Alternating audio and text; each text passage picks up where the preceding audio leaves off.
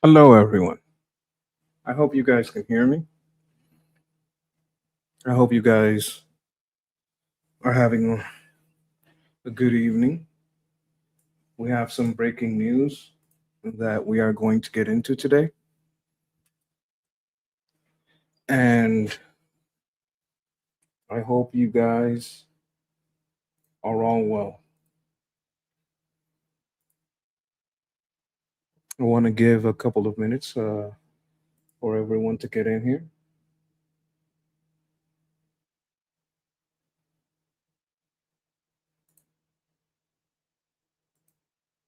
It's been a day, huh?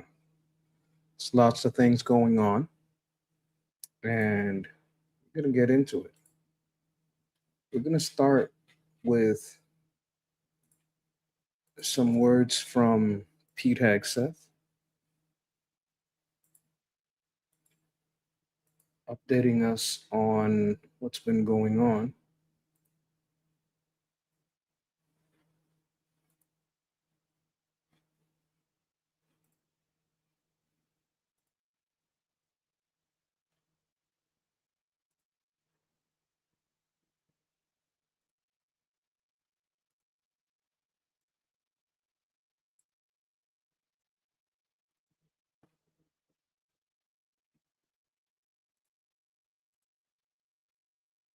Here we go.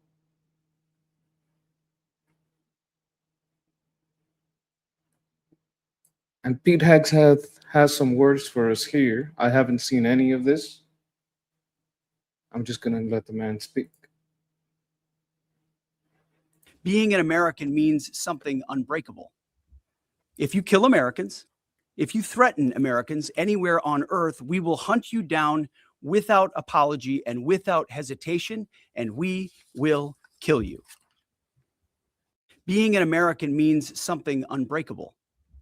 If you kill Americans, if you threaten Americans anywhere on earth, we will hunt you down without apology and without hesitation, and we will kill you. That was so nice. I had to run it twice. I have some more updates here. Had some things to do today. Oh, I think we saw this on Armin's channel. Um, so let me explain what that was about. Just gonna let them go into the breaking news here. Aisha, we've just learned from the U.S. military central command in charge of all U.S. forces in the Middle East that 2 American service members have been killed and 1 is still missing after an Iranian missile attack on a base in Jordan. Additionally, we've learned that 4 American service members were wounded. They were transferred to Jordanian hospitals and have since been discharged. This all coming last night after. I did check before I came on live, and the missing person is still missing, which is as it's ups and it's down. We are still worried about where this person might be, but we also, well, if we don't know where he is, there is a possibility that this person is alive. Something happened to them and they didn't go to the base, or they weren't there, or they went somewhere else. You know, let me give you, let's say this person, instead of on the base, they were in a car accident or something, and they're okay, but they weren't at the location. So like there's situations where it's bad, but being where you were supposed to be could be worse. You understand what I'm talking about? At least 2 intermediate range ballistic missiles fired from Iran hit a base in Jordan not long after U.S. Air Force personnel had arrived, part of President Trump's reinforcements, the F-16 squadron, as well as an F-35 squadron. Of course, U.S. Air Force personnel are deployed throughout the Middle East. We've been heavily focused on the 2 U.S. Navy aircraft carrier strike groups that are in the. So here we have a map We're looking into where the Allied forces are. So we have forces in Jordan, in Iraq, in Kuwait, in Bahrain, in Qatar, in UAE.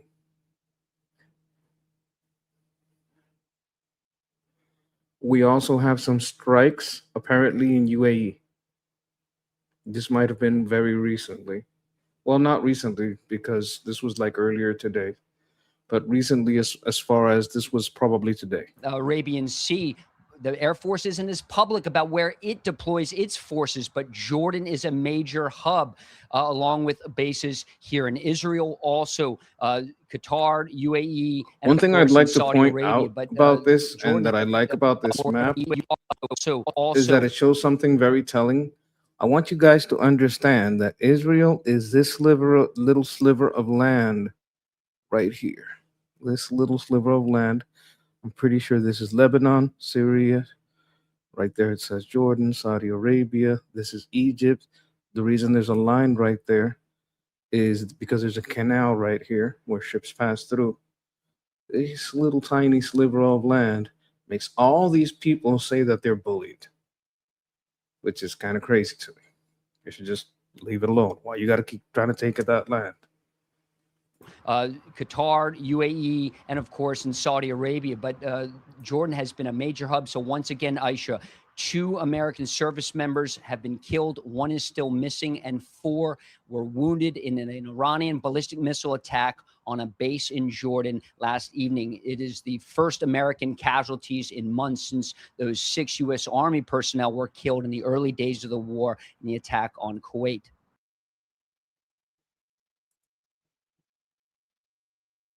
Hey, how you doing, Jeff? Hope you're okay. Hope you're doing well. I'm just getting into this today. If you're not busy, feel free to hop on here. You don't have to show camera or anything. You just be a voice like me. Or show your handsome face. I don't mind at all. But you're welcome to come on, or just relax, sit back. Have yourself some popcorn, and maybe we can watch some boom booms.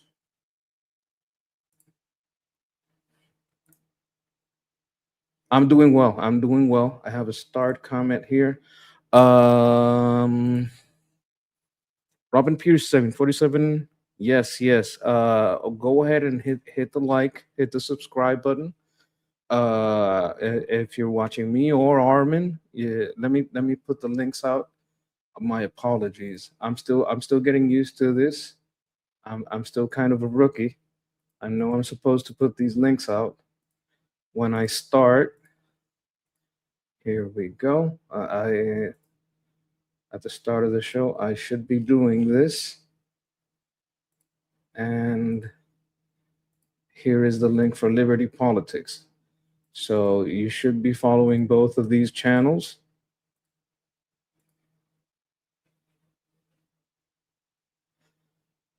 And let me see here.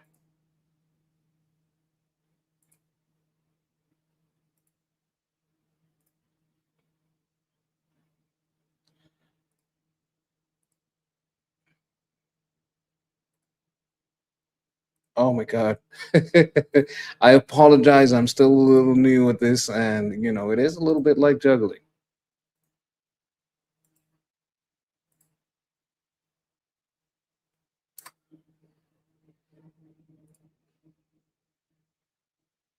And thank you. Thank you for being here, everyone.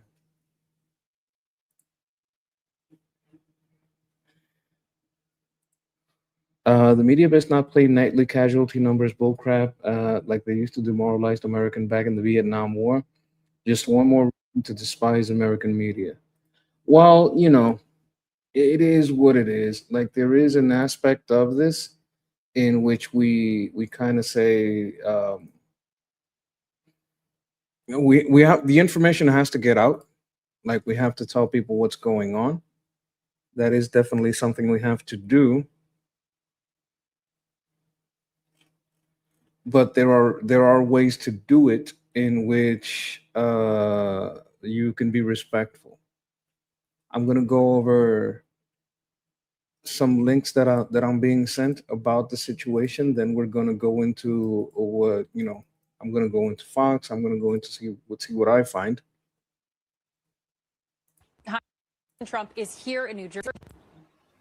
Hi, John. So President Trump is here in New Jersey for the weekend. We have yet to hear from the president in the last couple hours respond to this breaking news that 2 service members have been killed. This is the first time the service members have been killed since the fighting resumed 2 weeks ago. So Central Command says that this happened Friday as these U.S. service members in Jordan came under missile and drone attacks from Iran. 1 service member is missing and 4 others were evacuated to Jordanian hospitals. President Trump had said this just the day before. We are likewise winning big in Iran, and you will see the fruits of that labor very, very shortly. 13 service members have also been wounded in recent days, and this. So, in recent days, 2 dead and 13 wounded.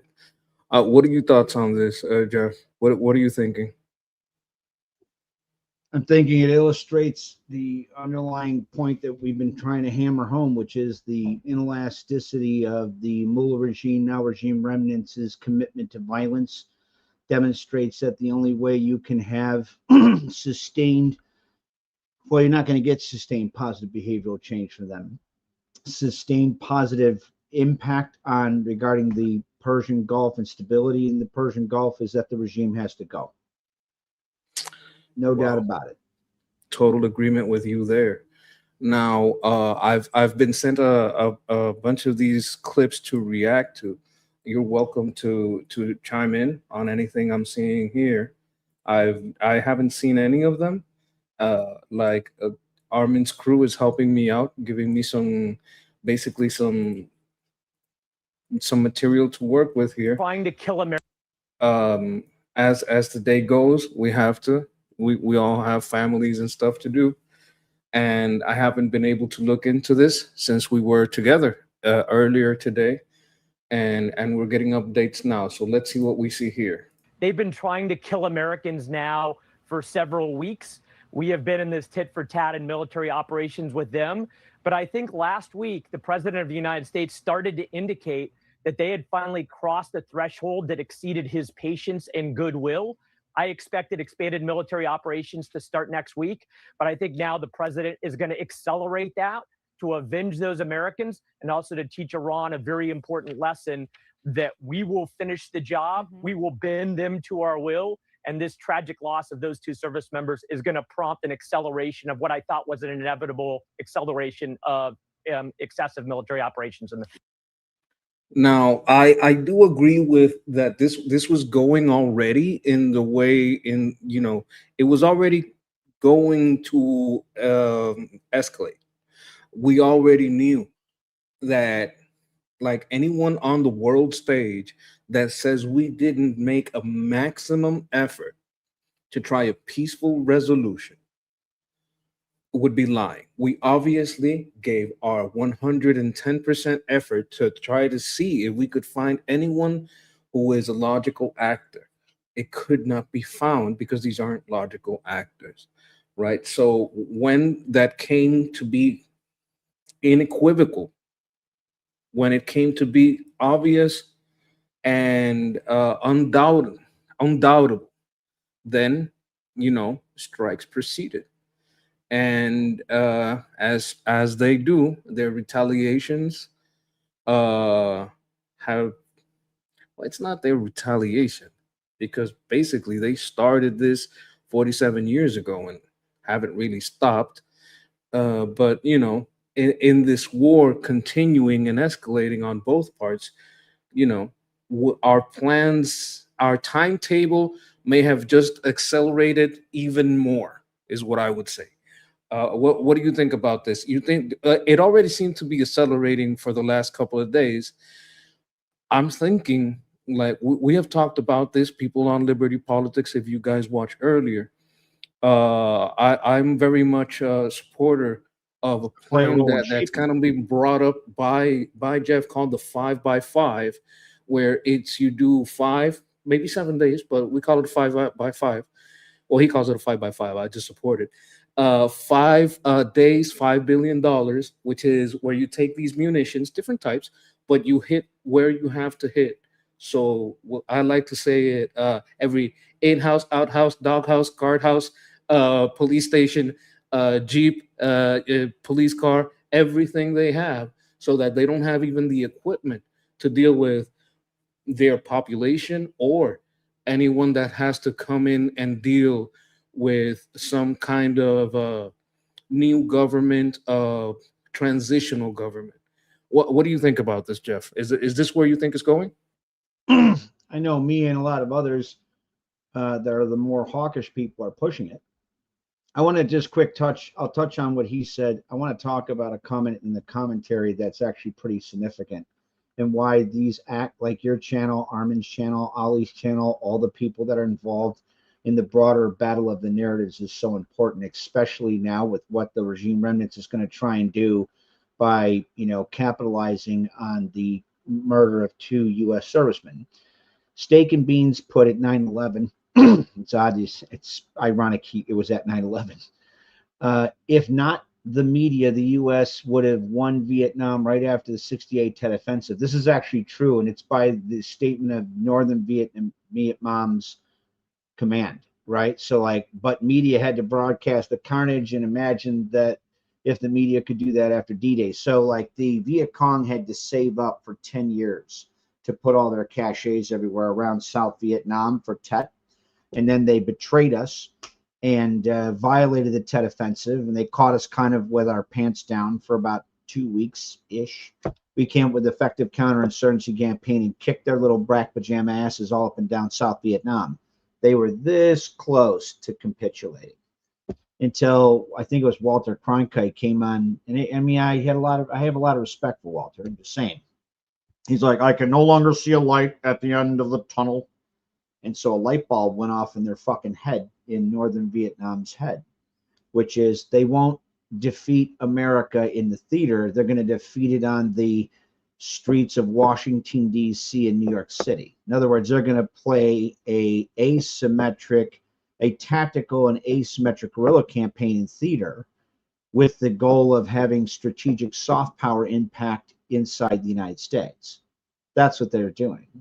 This is exactly what the Mullah regime remnants, now regime remnants, are doing, and why they're being enabled by their leftist allies in the mainstream media, just like the Mullah regime's progenitors in the Red-Black Alliance, where they were the black part of the Red-Black Alliance, were enabled by the red part of the Red-Black Alliance, which was pro-Soviet leftist disproportionately in U.S. and Western universities.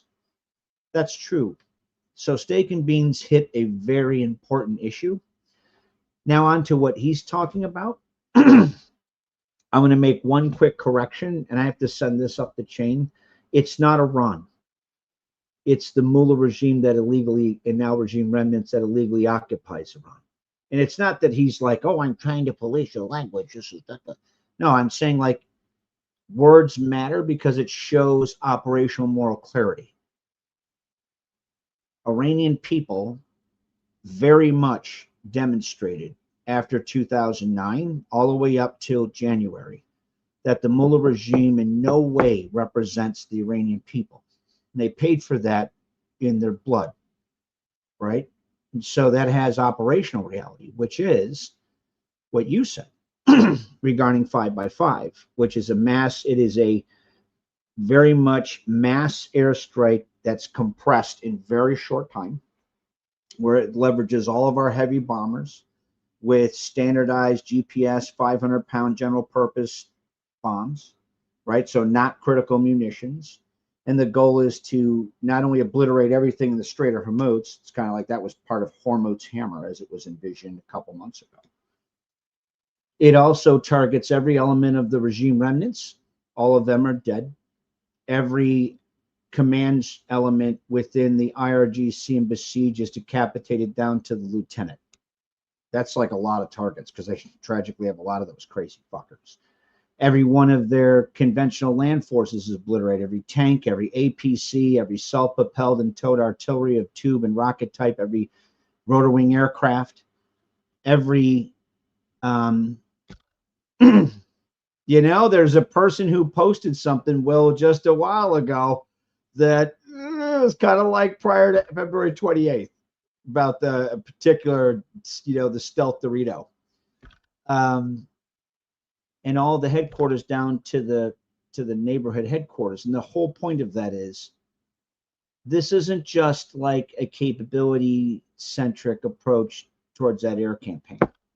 This is one that is meant to kill the regime and eliminate any of the regime's repressive elements, so that it would give Iranian people the best shot they'd have at taking back their country. If that was done, so it's expanded 5 by 5. It has 2 other additional waves of mass heavy bomber strikes.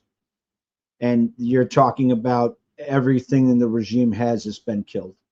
I mean, they're still going to have 450,000 to 2 million whack jobs that they gave machine guns to. Sure. I mean, as far as a regime as a regional body, that will be absolutely destroyed. They'd lose all their command and control and all that type of stuff. Have you noticed the shift? Like, I've noticed more people within the administration referring them to them as the IRGC. Or more of the spokesmen or people that talk about this refer to them to the Iranian regime, the IRGC, the mullahs. And oh my God, what's the name of that guy on Fox that just calls the guy always the gay Ayatollah? Just keeps calling them that, which is, hey, we don't got nothing against gay people, right?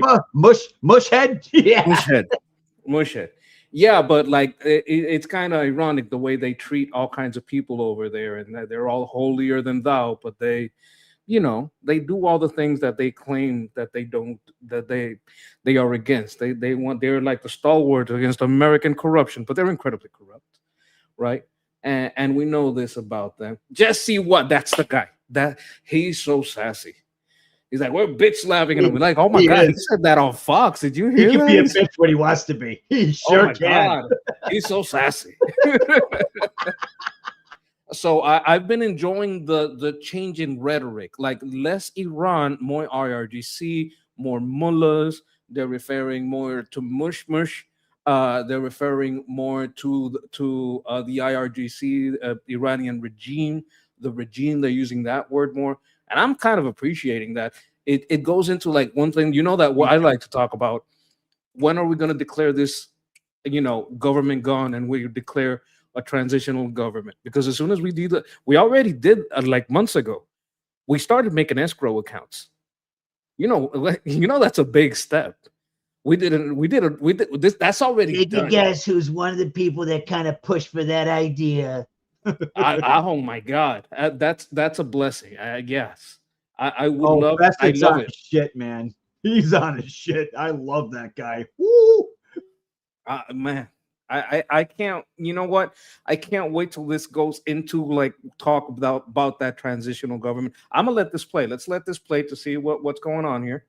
But we're just trying to like get you guys up to speed on some of the discussions we're having on other parts of the Liberty podcast programming, Liberty Politics programming. So what do you think went wrong here? Because, Joey brought this up as well, and I think Lucas did as well, is it raises the question about how many missiles and drones Iran has. Do they have more drones and missiles than we're aware of? Were they able to, backfill them during this ceasefire that we had? Can you pause it for a second? In the last couple of weeks? Did we? Yes, that question. What do you think? Yeah. So it's a couple of things. One is that the mullah regime, now regime remnants, is getting backfilled by Putin's criminalized counterintelligence state, the Chinese Communist Party, elements, not all of Pakistan, some elements out of Pakistan, particularly allowing Pakistan, Chi-Coms and others use their border, and North Korea to backfill their stuff. You have the fact that, the mullah regime spent,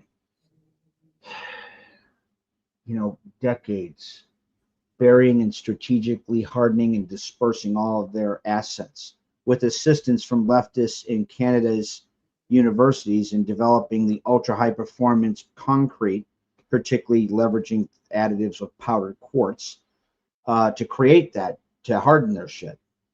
I actually sent that to Frank Gaffney with regard, right at CPAC 2012. I bumped into Frank. He's the head of the Center for Security Policy. Frank's a good dude. We're trying to avoid them becoming like North Korea, so dug in that it's such a problem. Yeah. So we were pushing, we've been us like anti-mullah hawks have been pushing to hit the mullah regime for almost 20 years now. And so we were getting like Israel's getting ready to do something in 2012. And I'm like, yeah, they need to. I get it. I'm just, we were talking about what that lift would be. And so he knew about the strategic dispersal and the hardening. He didn't know about the ultra high performance concrete. And he actually had to send that to some of his contacts throughout the broader Zionist movement that have ties to the IDF. Right? We needed to make sure they knew. Not that they, they're not dumb. They just don't. Nobody's God, right? You always want to make sure that your allies don't trip up if you spot a landmine, even if you think they know. You want to remind them. The more perspectives, the better the view. Yeah. The other one is this. This very much signals again why it is we need to go and thank God. Secretary of War Pete Hegseth is there, and particularly his undersecretary in science and technology. I actually applied for that position. Now he's doing a good job. That we consolidated and focused the 21 or 27 lines of effort for the defense, science and tech and research efforts of the Defense Department into 6, and one of those was directed energy at scale. The reason they're fucking you're talking about language now. Go at him, boy. I'm a guy training DE. I'm your guy. Believe me, I go to depths all the time. And when I go there, I have discussions with the CEO of Lockheed and everybody else. So, we need to go full bore into DE. The reason these guys are like mixing in their strike package a lot of like lower cost attritionable drones is to try and bleed us out of interceptors. That's exactly what they're doing. This is exactly what Putin was doing, right? That's why me and others were like, yeah, we can't. I'm not saying we shouldn't give our Ukrainian allies Patriots. We should. That said, but they're not endless. And, we have like 30,000 IHawks, which is the ones right before Patriot. And if you upgrade them, they'll definitely take down all the lower end stuff. So like, KH-50, KH-57, 58, whatever the hell the Alligator is, like, Russia's attack helicopter, fucking subsonic cruise missiles, because those are cheap. And we have like 30,000 of those. In fact, we actually expanded the factory to modernize them. In other words, take out the fuel, put in much more advanced fuel and rockets. We took out the general warhead and upgraded it with China Lake Compound 20, which means it's a lot more spicy, right? It's more capable. So even with all of that, the point is the enemy knows that kinetic energy centric defensive architectures have a finite or limited magazine depth, right? Well, it's because of the cost and the difficulty to create, right? They're expensive and they're not easy to make. Good boy, Sketch. God damn it, I'm fucking happy. I'm glad you make me happy every day. So the cost and production exchange ratio. So directed energy, it has a cost and production exchange ratio because you have to produce the system. That said, it's not the same as once you have the system, all you need is electricity, particularly if you have things like modular, small, next-gen reactors. Now, you still have some limits, right? Because you have a window of interdiction. So when do I detect an incoming threat, right? From the point of defense or impact. And how fast is it going? How quick does it take? What is its minimum safe distance given whatever warhead it has and the hardness or the ruggedness of the target you're defending? And then how long does it take to transmit from the point you can detect and or maximum distance, the max distance of engagement till it's on top of you? So here, just so the chat knows, we're talking about ballistics, right? We're not talking drones. We're talking about anything. Anything, yes. That's you have a window of interception or interdiction. This is the amount of time you have. But this would work on ballistics, which is kind of like the problem we had, because what the Ukrainians have is great. Like if we could trade them a couple of Patriots for a shitload of Shahed killers, that's great. But then you got to balance out what you have for ballistics and what you have for Shaheds. And with with directed energy, I believe that the cost is more like of an upfront cost, but then it just pays for itself in the long run.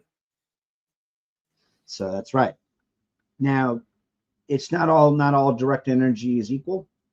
Optimally, you'd want ultra short pulse with on-site neuromorphic edge AI, on-site AI doing neuromorphic edge computing. That means you have a very tightened decision cycle, OODA loop, or kill chain, meaning how long it takes for you to track, detect, determine, I'm going to engage, I engage, assess if I've killed it, shoot at it again if I need to, right? The tighter that cycle, the more times you can more targets you can intercept in a given amount of time that defines the window of interdiction, right? So that is where we need to go. Ideally, you want to have different basing methodologies, not the least of which is maybe an upgraded version of the ABL, which, you know, we looked at it. Actually, they tested it in 2010. General Dunn was actually an acquaintance of mine when he was the president of NDU back in 2006. He was the head of that program. And, you know, there was issues with the ABL. I mean, it worked very much a megawatt class theater ballistic missile defense system. It was put on a Boeing. The only issue was it was an open cycle chemical pump laser, which is like it had toxic chemicals. You had to dump it out of the plane. Well, we don't need that anymore. We don't use open cycle chemical pump lasers. I mean, you can still do them. We have lots of other things online, not the least of which is things like fiber-based lasers. That was actually Dan Wilt at Northrop before, well, he was part of TRW before they got absorbed in Northrop. He actually pushed for Northrop's program at the time. It was called Firestrike. That was one of the earlier, the early prototypes of combined fiber lasers. So in other words, what's the point? The point is we have plenty of different options now available to us, which is why we're now pushing for directed energy at scale to sit there and counter the proliferation of threats posed by ballistic missiles and highly attritionable munitions, in this case drones. Sorry to be so long-winded.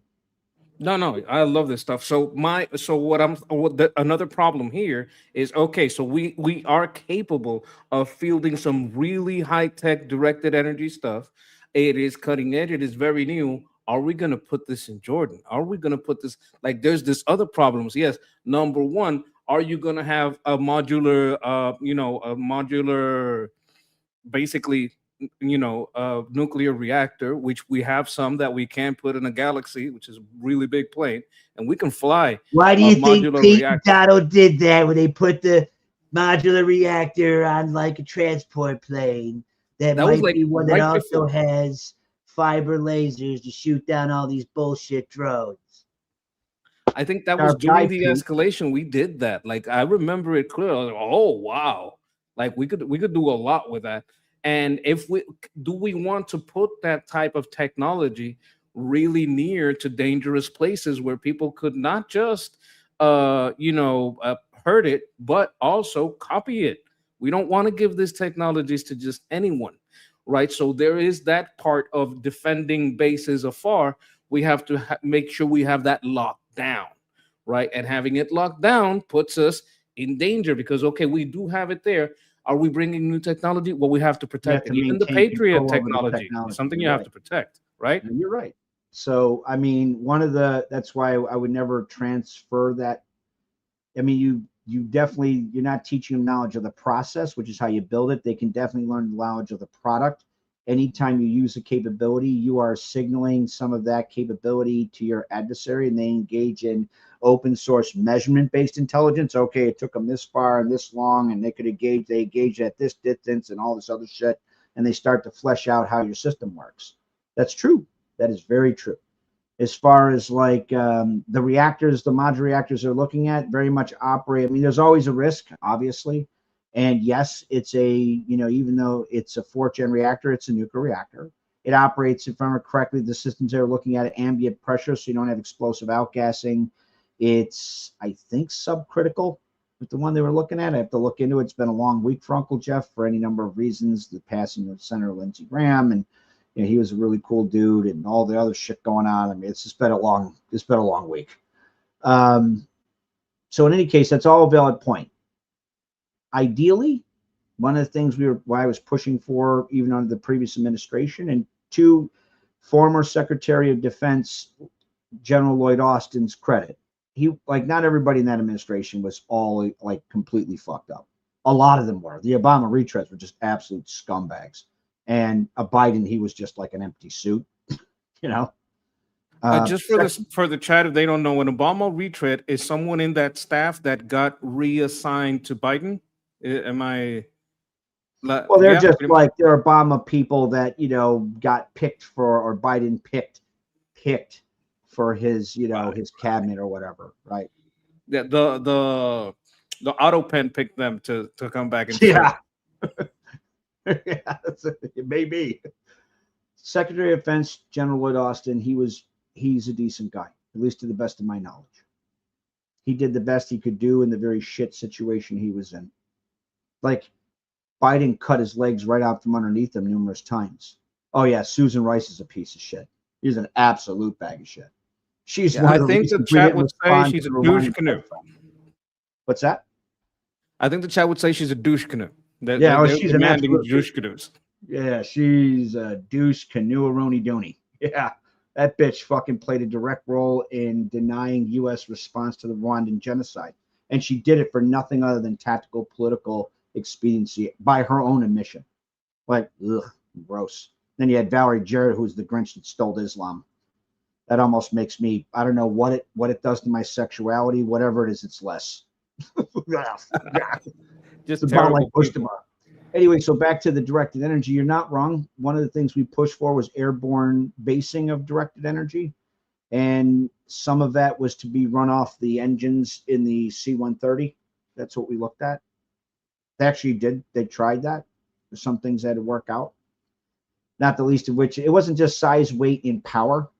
The issue with it is heat. So a lot of the energy you use to make photonic energy is wasted energy. That wasted energy actually turns into heat. Heat and cooling becomes a really serious issue. You know, it's definitely farther along now. That's all I'll say. There's a reason Pete said he was very happy with the test that he did, not the least of which is for both tactical and strategic applications, including orbital-based directed energy for Golden Dome. My nickname for that was Operation Orbital Eagle, by the way. Yeah. I mean, there's a reason we got to go full bore into that. And what is going on in the Persian Gulf vis-a-vis the Mullah regime remnants trying to leverage ballistic missile and drone strike packages to overwhelm defenses, bleed us out of defenses and interceptors is very much signatory of that. And I can think of in little other ways to best honor those that fell in response to the most recent attack is to make the maximum amount, take as much as we can, learn as much as we can that was in the time and the lessons that were provided by their sacrifice.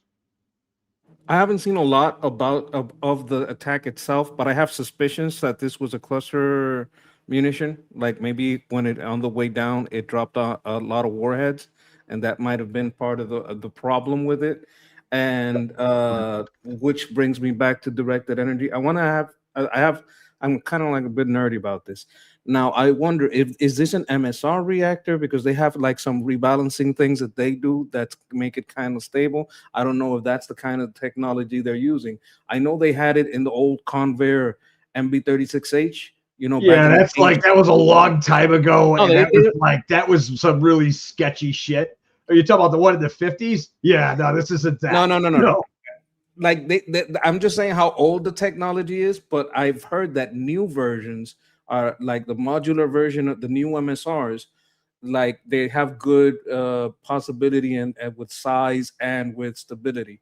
So I just don't know how those modulars work. Can't melt down, operates at ambient pressure, so you don't have explosive outgassing. If you have a containment breach, eats up its own waste. Hopefully it operates at subcritical. I mean, it depends. I have to look at, there's different ones. I'm very partial when it comes to fixed installations with lead cooled integrated fast reactors, definitely buried underground, hardened, operating in a closed fuel cycle, on-site pyro reprocessing with post multi-fuel cycle ADS transmutation to like reduce the radiotoxicity waste, like volume and mass of whatever waste is left 1,000-fold. And what you end up having, say, for a Westinghouse 350 kilowatt or 350 megawatt lead-cooled integrated fast reactor whose initial reactor load, best I looked at, was 11 tons. What comes out is the size of between a coffee can and a mini fridge that would sit under your desk. And it's no longer radiotoxic. Its radiotoxicity degrades down to below natural levels in less than 100 years. Yeah. Okay. Yeah, it's sexy shit. By I the mean, way, this sounds like something you'd use for the Golden Dome. Actually, I'd it love to was. see like That is exactly what I designed it for. See, Yeah, very much so. I guessed it. So this is some technology that we would have. So the problem that It's we're already talking about here is the technology. Like, what are we going to give our allies? Are our allies getting oversaturated? And not just our allies, us being in theater, in bases with allies. Because like, if they let us have a base there, you can't call them anything but an ally. You know, it's like, hey, can I have a room on your property? I mean, you're kind of we're cool if you did that. I don't know, man. UK, France, Germany, and Spain really tested that theory. I mean, Donald is not fucking happy, bro. You see, the problem is they're like family. God NATO has the guy they do because he's a decent guy, and Donald knows he's not a fuck up because Donald rightly was pissed. Not the least of which is they denied our use of our heavy bombers in the mass scope and scale that we wanted to, which would have ended this shit 3 months ago. And we had to spend an exorbitant amount of critical munitions to carry the load, the most of the weight of the initial strike that was very time critical. Yeah, and then we burned into critical munitions. They were like, well, like, if we can just sit there and undermine President Trump's efforts to assist Iranian people to throw off the mullah regime, maybe it'll constrain them in the midterms, and then we can go back to the good old days where we free rode underneath the U.S. security umbrella. That is never going to happen again. Never. There are people who just slaughter motherfuckers by the millions before that shit happens. Pay they put themselves in danger. Bills. Like, it's become obvious that they put themselves in danger with that mentality. But I'd like absolutely. To, like, operationally. Hold on, Sketch. I'm not talking about like the indigenous people of those countries. They're fed up with these corrupt bags of shit too. I'm saying like, and I'm not talking about all of NATO. Central and Eastern European members of NATO had our fucking back, bro. Poland had our back. The Baltic states had our back. Even Ukraine had our back, and they're not even in fucking NATO. I'm just saying the Western European countries of NATO, whose elite, like their political landing class, very much comes out of things like universities that are like institutionally captured via Soviet active measures waged within and against the United States during the Soviet era of the Cold War by this radical fuck America, fuck Western ideology, Marxist insanity. And it's so, yeah, absolutely. It's actually, they're not even like meritocratic elites. They're just really detached, scuzzy people who came up through the ranks of hijacked institutions that positively select for people who are ideologically committed to anti-American, anti-Western third worldism, right? We're not talking about elites like meritocratic-based elites like, say, even in the 50s with Day regime in France or like, you know, in the United States. This isn't those people. No. Right? Those people, these are like really detached, scuzzy fuckers. Why do you think Starmer had to leave? I mean, this asshole was foot dragging and sucking the mullah's dick till he got kicked out of there. I mean, why do you think Donald did what he did? I mean, why is it that, I mean, you had the IRGC having fucking $1 million mansions in London even after January. Like, even other people in Europe were like, these guys are terrorists. Fucking get rid of these dickheads. Like, why didn't they want to declare them, the IRGC, a terrorist, you know, group? That's what they are. It took forever for them to do that. It took forever. Now, one of the things I'd like to touch on when we're talking about, like, this is the analogy I was making. When you find some nice people, they want to have some property or you land, you make a good deal, is nice. Sometimes when it's family, they get to be dicks about it. You ever had that? Like, you do a business with a stranger, it goes better than with family. He sits at the table with the rest of the family. And when you snap around, Daddy will just reach right across that table and smack you right in the fucking mouth, right in front of everybody. They have to. Bang, and that's it. And the other people went, wow, don't want none of that shit. Cousin UK parliamentarian was, getting too big for their britches, telling us not to use our bases, not to use like That France we paid for. that we paid for. Like that's We paid France, for those things. What the? UK, Spain. Those were the three top blocks, right? If I remember right, it was France, UK, and Spain were the three major blockers to our operations, and that was just fucked up. That was just fucked up. I know the Fucked people are on up. our side, and I know. Did you notice what's happening in Latin America? Might be a prelude to what's going to happen in Europe. Like they're getting so much blowback for these bullshit policies that what's been going on for 20, 30, 40 years over there in Europe. It's happening like what's been happening in over here in Latin America, where everything is turning conservative. Like there's a lot of countries turning conservative, and that's happening right now. Restore is gaining a lot of power, a lot of popular support. I wouldn't say power, popular support. I think their numbers. I have hopes. I don't want to dare to be too hopeful, but you know what? I'm gonna say it's getting better now, as far as people waking up to the facts of the situation, and I don't want them to get gaslit anymore by their elite media and political apparatus. But anyway, let's get back to the videos. We're going on kind of on a tangent here, but it's tangentially connected because it all plays into this. What do you think went wrong here? Because, Joey brought this up as well, and I think Lucas did as Let's see well. what his It answer is. raises the question about how, how many missiles and drones Iran has. Do they have more drones and missiles than we're aware of? Were they able to, backfill them during this ceasefire that we had in the last couple of weeks? Did we not have the proper defenses in place at our sites in Jordan? What do you think happened here?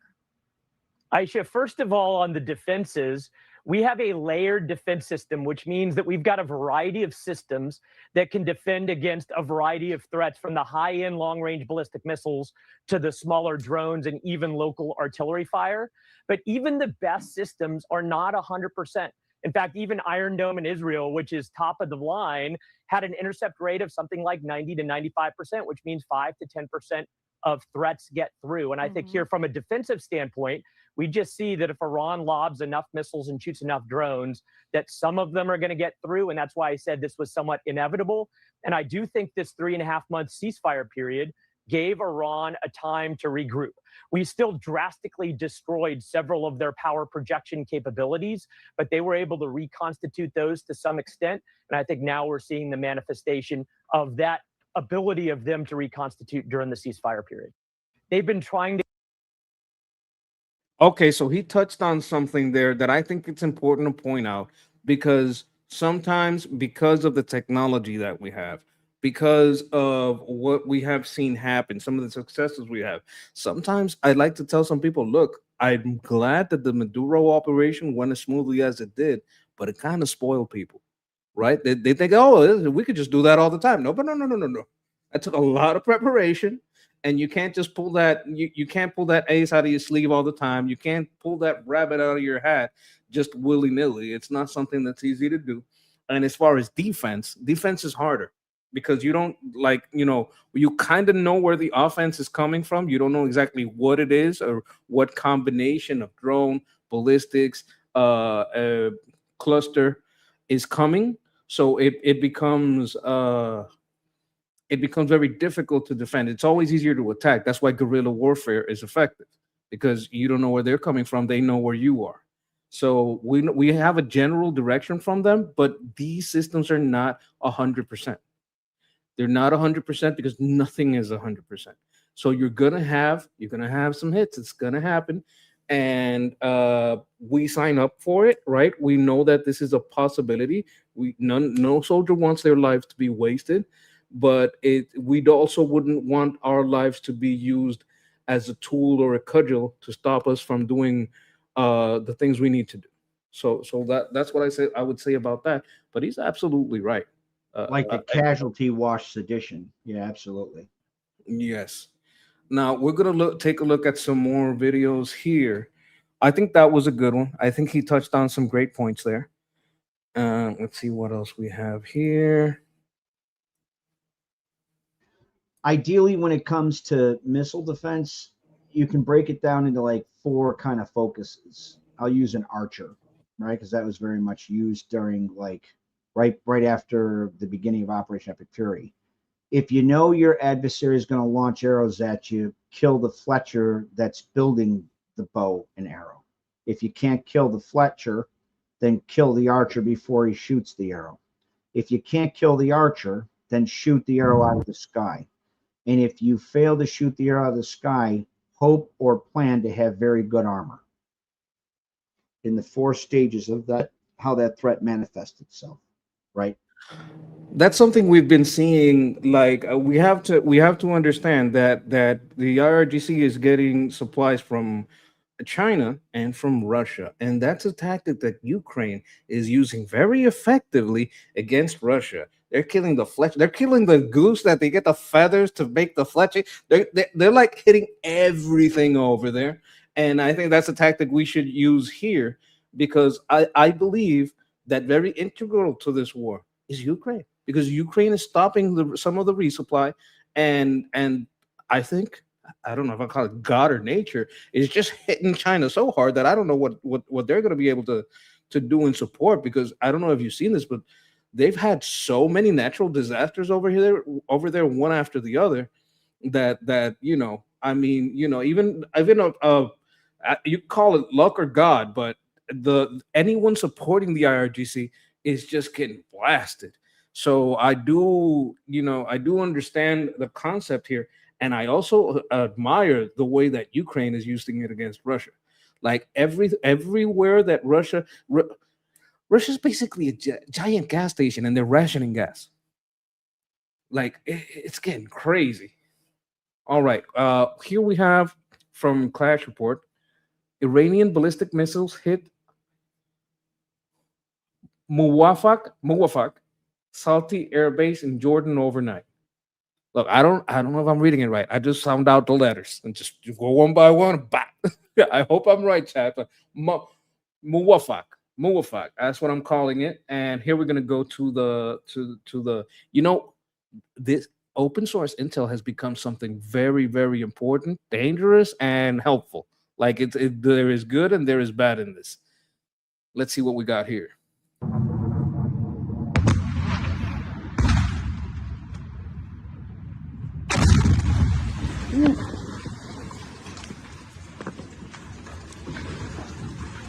See how it's raining down?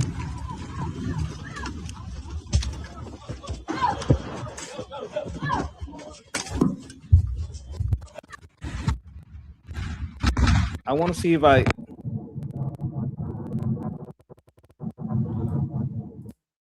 Does that look like part of a cluster? So a lot of ballistic missiles, particularly those produced by the Mullah regime, some of them break up on reentry, and you don't know if like that was one of the issues we had in the first Gulf War. Even though our Patriots worked very well, right? It wasn't like, well, it was only like 10%. That's Ted Polson. He's such a piece of shit. He got angry at TRW after they fired him because he sucked at his job and became this like anti-national defense industrial base douche canoe that was like swinging from leftist nuts. In any case, so we're firing the Patriots at incoming Scuds, right? The Scuds were so fucking shittily made they'd break up, or even if you intercepted them, it was like, a standoff blast because we actually put Patriot missiles we used in the first Gulf War were actually downgraded to adhere to international treaty, yet it still had a little bit of ballistic missile capability, like intercept capability. So it did well, right? It blew up and it would frag, and the missile got destroyed. That said, the parts fall down on you, right? It's not like the just disintegrate. It's not like a duck dodge disintegrator pistol, like, and then it's like there's nothing there, right? I mean, if you hit it, you've destroyed the missile as a missile. That said, you have flaming wreckage that comes down on you, which is why you always want to interdict as far away from you as possible. Right. Now they do put cluster munitions on there.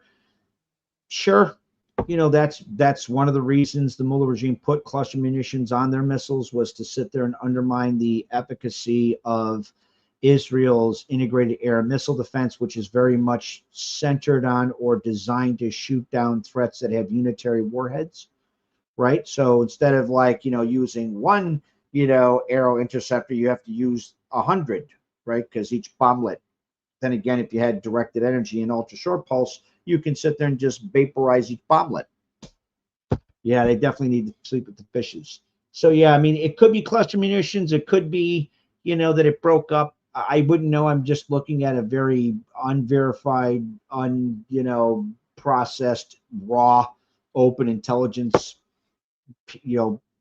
piece of open intelligence right here. Yeah, we're There's a basically video doing an showing- educated guess. Yeah, I mean, I'd have to look at it and think about it and analyze it and all the rest of that. What would be best if we could get more shots? I'm gonna see if we have more in here. If we had more shots of it, we could make a more intelligent guess. But this isn't a meteor do. shower. It's not gonna turn into ash when you hit it. It's still a lot of metal coming down very hard, and it's very heavy. So what made me kind of like think about it was this part, the way that this.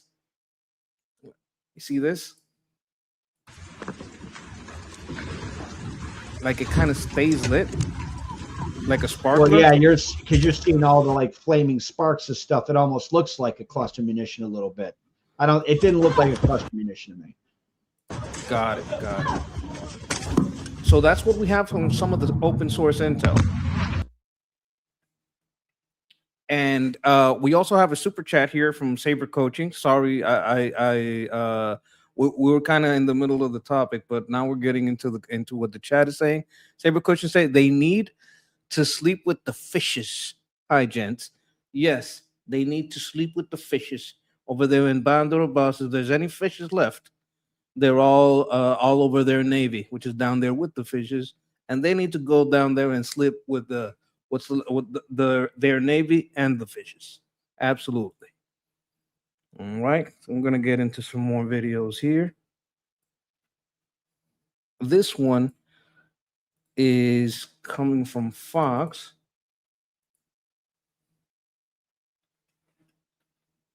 Okay, this is Mario Newfall.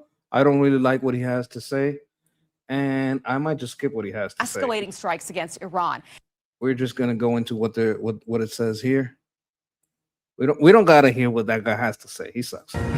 Happening right now, U.S. forces have been hitting Iranian surveillance sites and underground weapon storages on the 7th straight night of escalating strikes against Iran. And it comes as the U.S. maintains its naval blockade against all of those Iranian ports in the Strait of Hormuz. And the continued strikes come at a cost.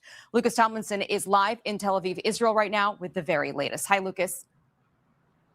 Good afternoon, Aisha. That's right. The Pentagon says 13 American service members, 10 soldiers, and 3 sailors have been wounded in action this week after continued Iranian attacks on Bahrain and Kuwait and Jordan. And last night in particular, there was a powerful strike on a base in Jordan, Aisha, that houses a bunch of U.S. Air Force fighter squadrons. Here was General Jack Keane earlier.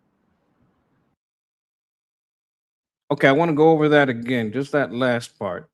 There's a powerful strike on a base in Jordan, Aisha, that houses a bunch of U.S. Air Force fighter squadrons. Here was General Jack Keane earlier. Okay, so just so we know, they're housing our airplanes, like our jet fighters. This is something it's a trust thing, right? So we have to take that into account. There was a lot of Jordanians that got injured. We have 2 of ours killed, and we consider that to be the greatest loss.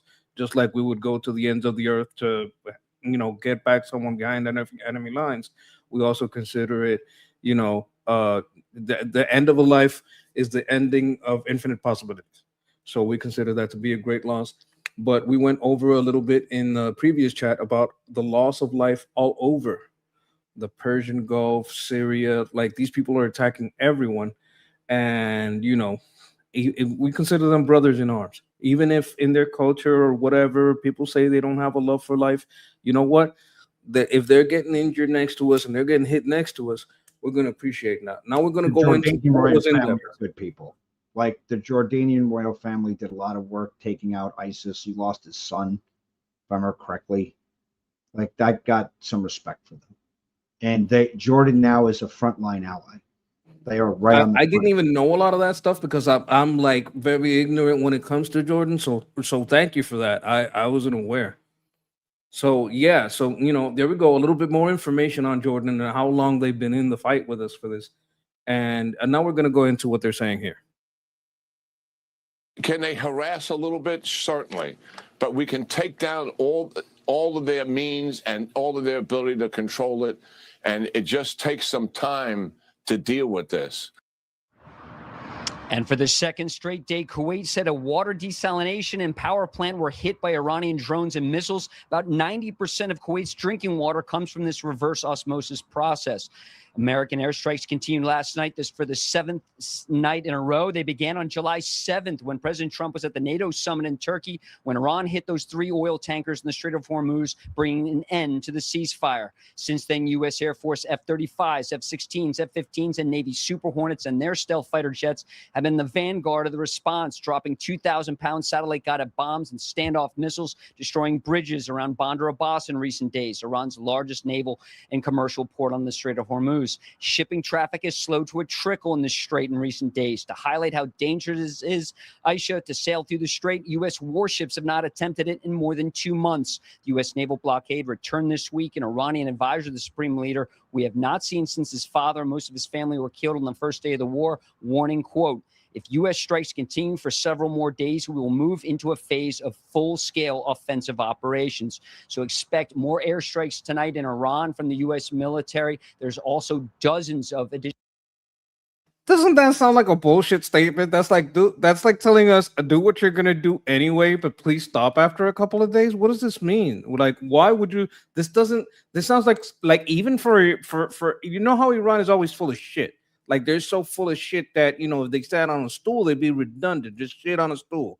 You know what I'm saying? They're so full of shit, and now they're saying if they continue for several more days, what? We will move into a phase of full-scale offensive operations. They've done full scale. It was terrible. They have been diminishing returns ever since their first big strikes back in February, right? Like at the beginning of March. That was when they were at their hardest. Ever since then, it's been diminishing. There's never been a strike from them that was as large as some of the ones they had at the end of February, beginning of March. Am I going crazy or am I remembering right? So a couple of things quick. I want to do a quick correction. Again, forgive me, Uncle Jeff has been going hard for a week. It wasn't the son of the king of Jordan. It was a Jordanian, pilot, F-16 fighter pilot that was murdered by ISIS after fighting against ISIS. And I think his name was Mua. I'm just going to say his last name, Kasaba. I can't pronounce it. He was, that's my feeling, not his. The point being, though, Jordan has played a role in pushing back against Islamic fundamentalists for a while. And yeah, there's like issues with regards to what's said within Jordan's like crazy media. I'm just saying, like, oh, they got some of the problems they are a frontline ally, man. Like Jordan has been a frontline ally. They are getting hit right now by the regime remnants because of Jordan's assistance to the United States' efforts to take down the Mullah regime, and then the threat that the Mullah regime remnants poses to both the region and more broadly, given their terrorist proxies, which is why the State Department put out its warning today, the world. They are a frontline ally. So I have a lot of respect for them. Yeah, like losing a pilot like that, having a Jordanian warfighter hurt like that sucks. Having killed, actually, that sucks. There's a lot of injuries over there, and you know what? We're gonna judge them by their actions, not their media. And please, God, let the world judge us by our actions, not our media. And what do you think about this though? like what I was saying, like these guys are talking a lot of shit. Capability. They haven't done anything big since February, March, right? So they've had retaliatory. You should never underestimate your enemy, particularly considering these freaks exist in a operational environment that increasingly possibly selects for proliferation of WMDs and or alternative means to use and deliver them. And that being said, you're not wrong. It's nothing like what if we did not do. Everyone's like, why do we go into strike the Mullah regime? And like February 28th, Israel dragged us in. Israel didn't drag us in. The Mullah regime was getting ready to mass launch ballistic missiles and drones against our bases, against our Israeli allies, against our Gulf state allies.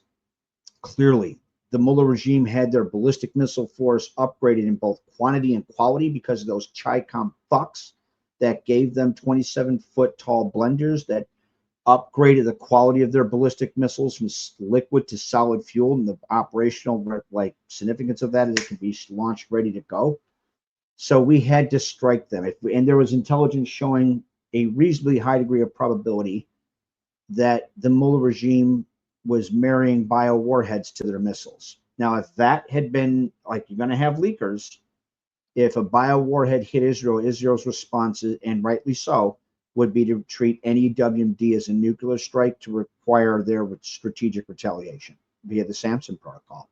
We're like, fuck that. We don't want that shit. It's not, well, that means that Israel dragged us in. You don't get it. They weren't just firing at Israel. They were firing at everybody.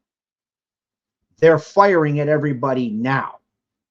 And regardless of their capability, it illustrates that these assholes, the inelasticity, meaning very little, if or no change in behavior at all regarding their continued pursuit to engage in acts of violence and terrorism, they need to die.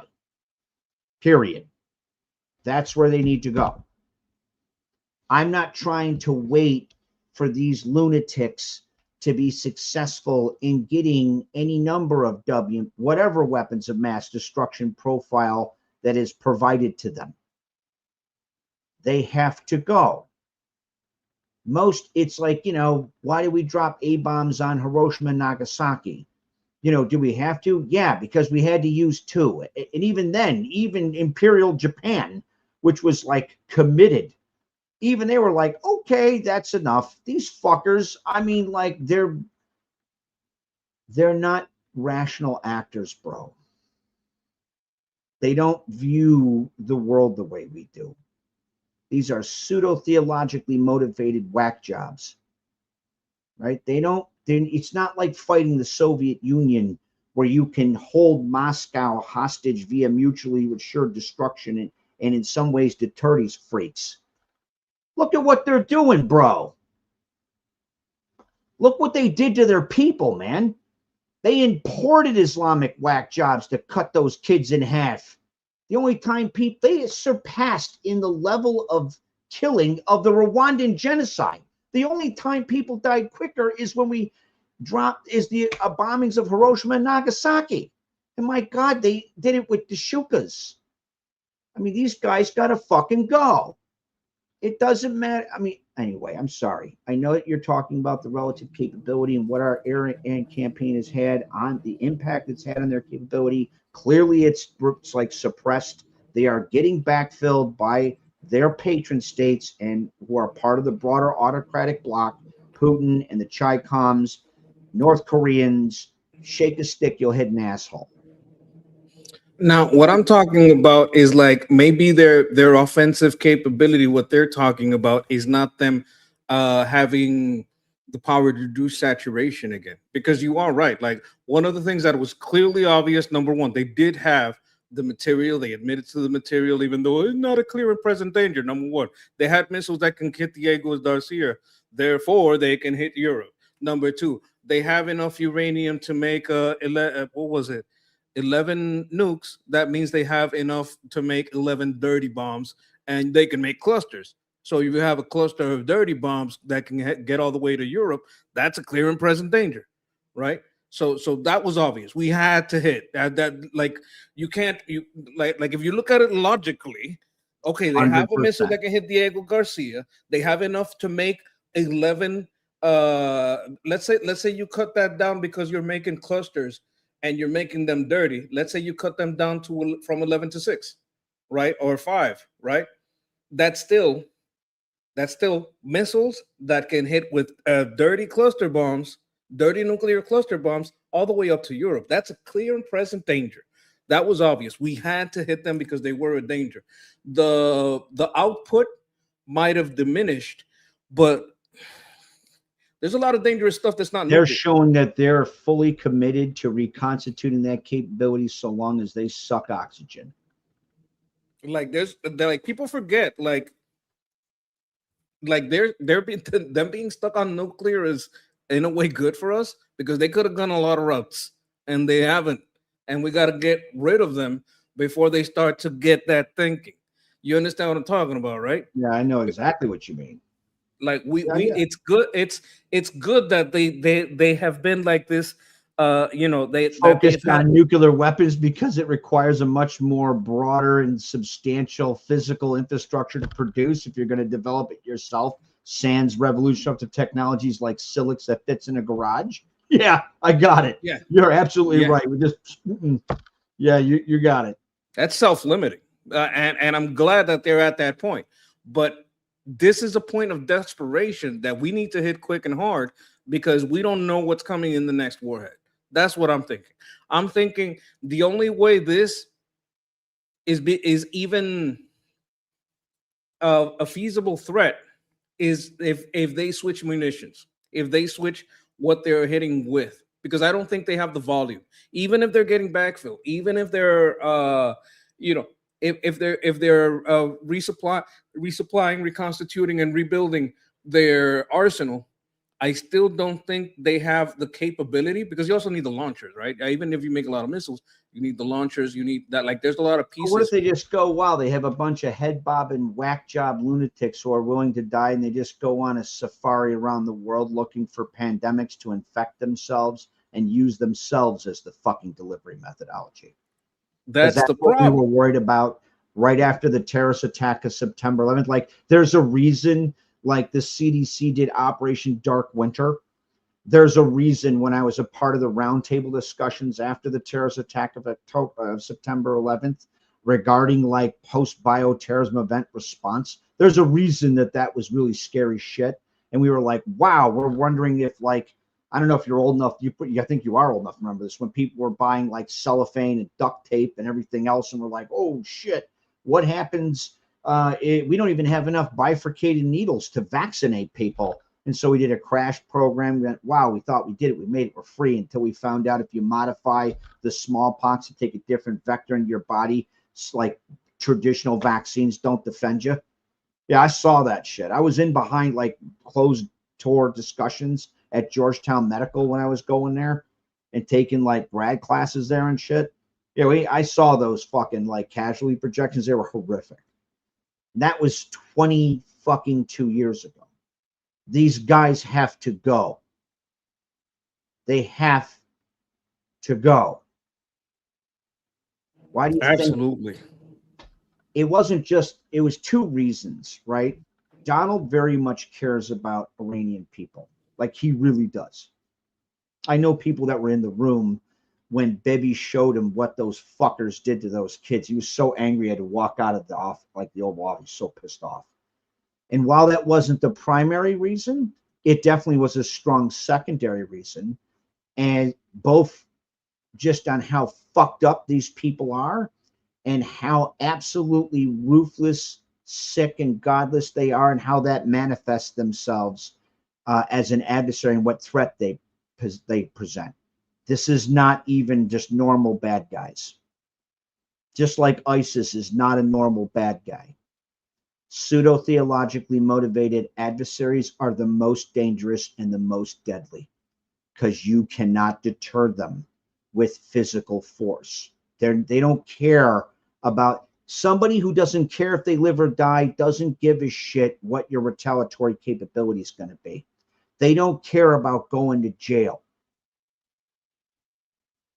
When I was at That's the problem. Syracuse, hold on. When I was at Syracuse, there was a lady who was a radical left winger, right? She was a trained psychologist and psychiatrist, a criminal psychiatrist that actually did like like she would interview like criminals and shit, did like, what is it, profiling and all that. And she went down to Gitmo with the stated goal of debunking the need for Gitmo. And after she went down there and talked to those lunatics, she absolutely flipped her her position, she was like, I'll never forget it. It was her and a captain in the United States Army that came and did a presentation in Maxwell, and they weren't even given a classroom because all the friggin' professors and shit, they're like radical left-wing assholes, not the least, some of which openly Hamas. Miriam, who was like American of Jewish descent, was like a Hamas apologist, which was like fucking dumbfounding. Anyway, so she gives the presentation, and what she had said, I'll never forget it. She said, after talking to them and looking into their eyes and seeing how absolutely stone cold killers they are, she doesn't want them near anyone, her or anyone else's children. She never wants them out of Gitbo ever. They need to die there. That wasn't like I went to Zionists Are Us. That's the kind of adversary the Mullah regime and now its remnants are. That's why they have to go. They absolutely have to go. And we have support here for what you're talking about, what this stream is talking about, from Nathani. Nathani's with us on the stream sometimes, on the school stream. And great stream, fellas. Appreciate your super chat. Thank you. But yeah, like this is why I paused here, because I'm like, what could this mean? They're not going to ramp up their missiles. They're not going to hit us with more missiles than they did before. The only thing they could do is change the warhead, and that would worry me. They could do a whole lot of other stuff, like Jeff just explained, but that would worry me. And I think we have to nip this in the bud now. It's military. 100%. There's also dozens of additional aircraft coming in from the U.S. Air Force, fighter squadrons, also refueling planes, and also there's been 3 medevac flights carrying the wounded out of the region. Aisha? Wow. Okay, Lucas Tomlinson with that live report. Yeah, that was a good report. I'm gonna see what else I can find around here. Let's see. Can I respond to 2 comments in the chat for a minute while you're doing that? Yeah, let me. Can you highlight them for me, or I don't know if you can. How would I do that on your thing? I don't know. Look, I can tell you how a comments on space-based the right. laser works. With this, I'm more confused than 3 blind lesbians in a fish market. I don't know what the fuck is going on. On the far right of the screen at the top, it says comments, and that's where you can kind of see them. But I don't know if you have the same. You got it?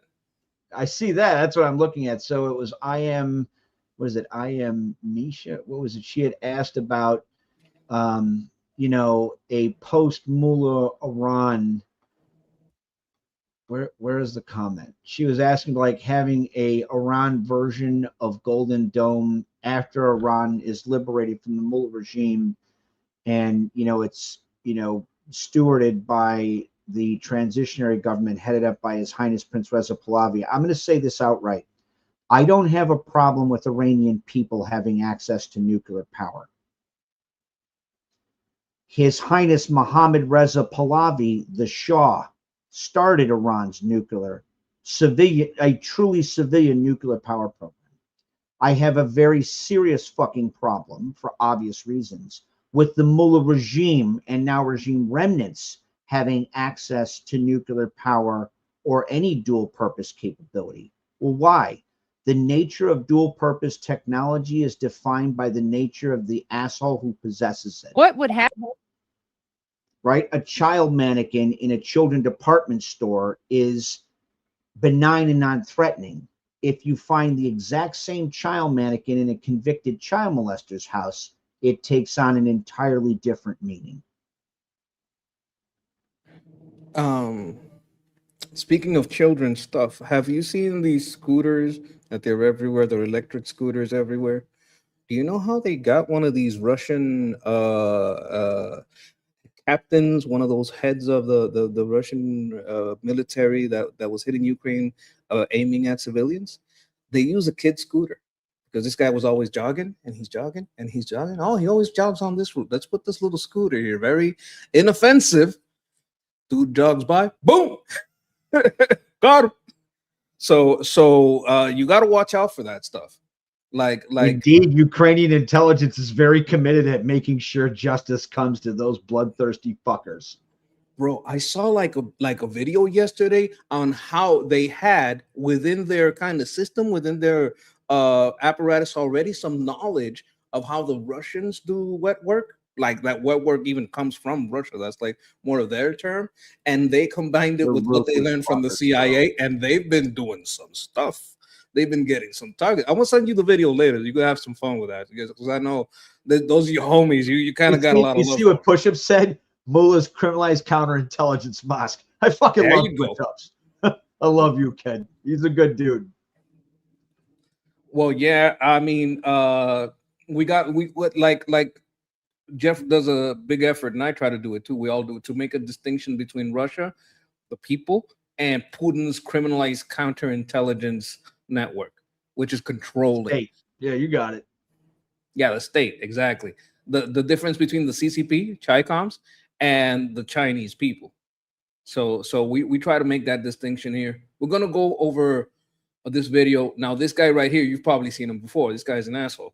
Oh, Right, so God, he's we're got one like of the most punchable faces on earth. Look at this fucker. that little wave there. What do you think? You're Superman? Let's see what we got here. What would happen if the United States did deploy troops? How would that work out? The Iranians, when we were at war, the hot war, the first phase, the 40-day war, 4.5 months ago, the Iranians actually wanted the United States to carry out a land operation. Not because the Iranians like death and destruction, but Oh, okay, so for First the off, it's chat, not Iranian, it's the Mullah regime, you motherfucker. And For the second off, chat. yeah, you created the entire area into one big terrorist funhouse. Why would we do that? Why would we send a kid? We don't need to send a kid from fucking Kansas City who doesn't speak Farsi or read the language or even understand. We don't need that. We already have millions of boots on the ground. The Iranian people that are sick of these motherfuckers. We just need to sit there and eliminate the regime's repressive elements. So they have a more than fair chance of just getting rid of the rest of these shit mistakes. I had a feeling he'd do that. I had a feeling that's why I did the preamble. Like, hey, when we talk about Russia, we're not talking about Russians. We're talking Putin's criminalized counterintelligence state, right? We're not talking about Russian people. It's the state that's the problem. Same with China. Same here. This guy's Did gonna you say see what Iran. Goldie did to this guy? Holy Oh, yeah, shit, yeah, that was yeah. gold. And she almost like ripped through the screen at him. He was like, like I think she "How said we some do that? stuff Well, in you able to Farsi that find made a him poop a pinky in little. your ass. Oh my god! Do you remember? I think she said some stuff in Persian that made him poop a little. Like, I would check for the skid marks. Dude, that's what she said. She said, when we liberate Iran and we get our hands on you, they won't even be able to find the tip of your fucking pinky. There we go. That's the Fucking love attitude. that shit. I love that lady. She's awesome. All right, as we were talking about, we're talking about this guy. When he says Iran, he's talking about the IRGC.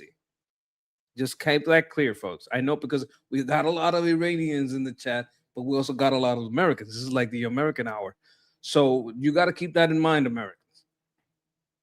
they thought that if the United States does carry out a land operation, they would ultimately fail, and this would bring a permanent end to the war. So some are actually saying that if we had not accepted this ceasefire back then, it would have been better, and just continued to fight and force the United States into that position, and then by now it would have been over. What would happen if the United States did deploy? So that's a point that is very important. Oh, what's going on in the chat over here? Oh, guys are talking about the depth. Okay, just so you know, our support for Israel costs less a year than just Minnesota's Leering Center fraud. Like, we give them a discount on F-35s. That's our assistance. We're not selling them pallets full of money. They give us a lot of money, and because they help us, we give them a discount, 10 to 15% discount. That's what they get. Like, if I've looked at the papers.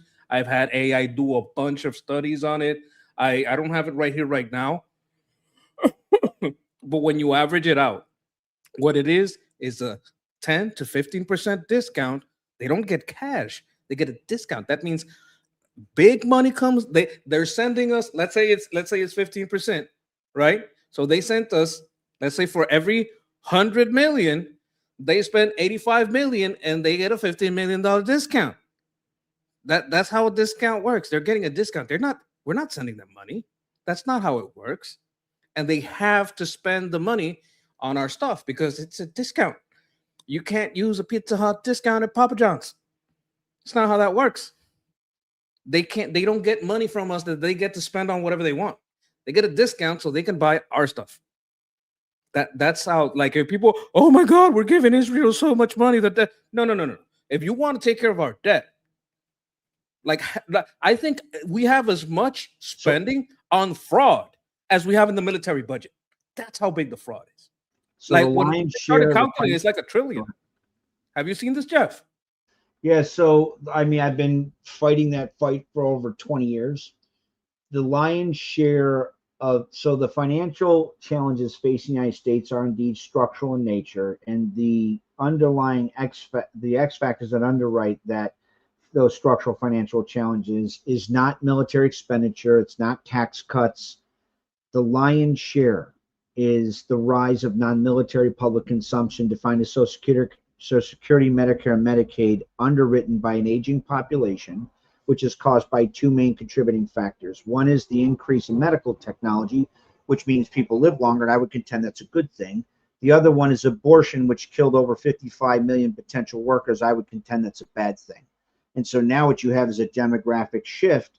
You have an older and older population. This isn't me saying this. This was actually Obama's own, it was the Office of Public Debt from the Department of Treasury, right in the changeover between W and Obama, where we are headed. It's in 2000. I'll send it to you if you want everyone to use it. I also wanted to say, actually, with regards to your point on Israel, before we hammer douche canoe over here, Israel also gives us a lot of intelligence, and Push-Ups has done a lot of assessment in that, which I won't tell you who he is in real life. That's not my story to tell. That said, his analysis shows in no uncertain detail, and it's to the level of fidelity that would in many ways shame a CIA analyst. Like, I so want him to work for the intel community. He doesn't want to do it. So, not because he's not patriotic, he just has too many things on his plate. Israel, for example, when Israel got a hold of, I think it was SA-2 interceptors, right? Air defense interceptors. They actually they did their measurement-based intelligence assessment. They gave that intel to us, and that directly underwrote the United States' ability to come up with effective counters against North Vietnamese surface-to-air missiles. Just one example of many of how Israel very much pays us back. Like, I'll never forget the fact that Israel had our back after the terrorist attack of September 11th. I'll never forget that shit. Like when those fake Palestinian fuckers were firing their AKs up in the air, celebrating the fact we had almost 3,000 of our fellow citizens stolen. And Israel hit them all up and down. They hit them with rockets. And they were saying, you know what, our big brother just got sucker punched and you fuckers are clapping. Yeah, we're not going to sit idly by that. You do it again tomorrow, we'll give you rockets again. Like Israel had our back. I'll always remember Israel for that shit. Another point about Israel is that there's a lot of R&D. There's a lot of testing that they do for us. There's a lot of research and development that they share with us. There's a lot of intelligence that they share with us that is on the ground and we can't get it other ways. So the value of that is basically incalculable. So us having that intelligence is very important. That research and development, I'm going to be real. You can't build a computer, like a gaming computer, without Israel. Like, so those parts, some of them are going to be from Israel. So all these people all these podcasters and all that, they can't even get on that computer and talk that shit. They talk about Israel without Israel making parts for them. So that's something on that. On the fraud, like defense spending is around $1 trillion, right? Now let's look at what is the fraud. Like if defense spending is a trillion, let's look at the fraud stack. Direct federal fraud, that's about 521 billion. That's Gao's estimate. Taxpayer fraud, that's 696 billion. Okay, IRS gross tax gap, and we're talking about improper payments, 186 billion. So we're looking at 1.4 trillion is just fraud. Like if you wanna know what the problem is with our national debt, it's not the little discount we give Israel for helping us out. That's not where the problem is. The problem is a fraud. That's our problem. That little discount, that's a pittance. That's a rounding error in the budget of one state. Just so you know, we spend billions. California spends billions. Florida has billions of dollars in the budget. New York has billions. I'm not even talking about the fraud, just in general, the budget. It's billions upon billions. So this thing, oh my God, Israel is draining our budget. It's ridiculous. It's absolutely ridiculous. I just want to point that out. For people that had any doubts, oh my God, we're spending so much. No, we're spending a lot on fraud. That's what we're spending on. You know what? Let me see. I think we finished this. Continued to fight. Yeah, we did. We did finish this dumbass over here. Now let's look at this next video. What do you am I hitting the nail on the head there, or am I missing? Is it? I think I got some good points here. Let's see over here. All right. I don't even want the spoilers from the top. I just want to get into it. Let's see what we got here. Good afternoon, John. You're exactly seeing the Iran strategy is to widen the war. And I think it's going to have consequences for them because, as you noted, all of the regional partners and neighbors, not partners, are angry at them. And they invested 30 years ago in buying U.S. defense. Oh, this is a Marine, right? Colonel Mike, retired Marine Corps. Okay. Systems that now they're justified in that investment. And so similarly, you're also going to see an extension of the American military campaign. We're already seeing the military campaign go to the next steps as we've destroyed bridges coming out of the Chabahar port and the Bandar Abbas port. There's significant naval bases there. We've cut off their access to get things in and out of those notes prior to us destroying them. I'm sorry, say again. That's almost, that's part of shaping operations, specifically bond targeting. That's like an idea that was part and parcel of net-centric warfare back in the mid to late 90s and early. God damn it, I'm old. So in the early part of GWAT.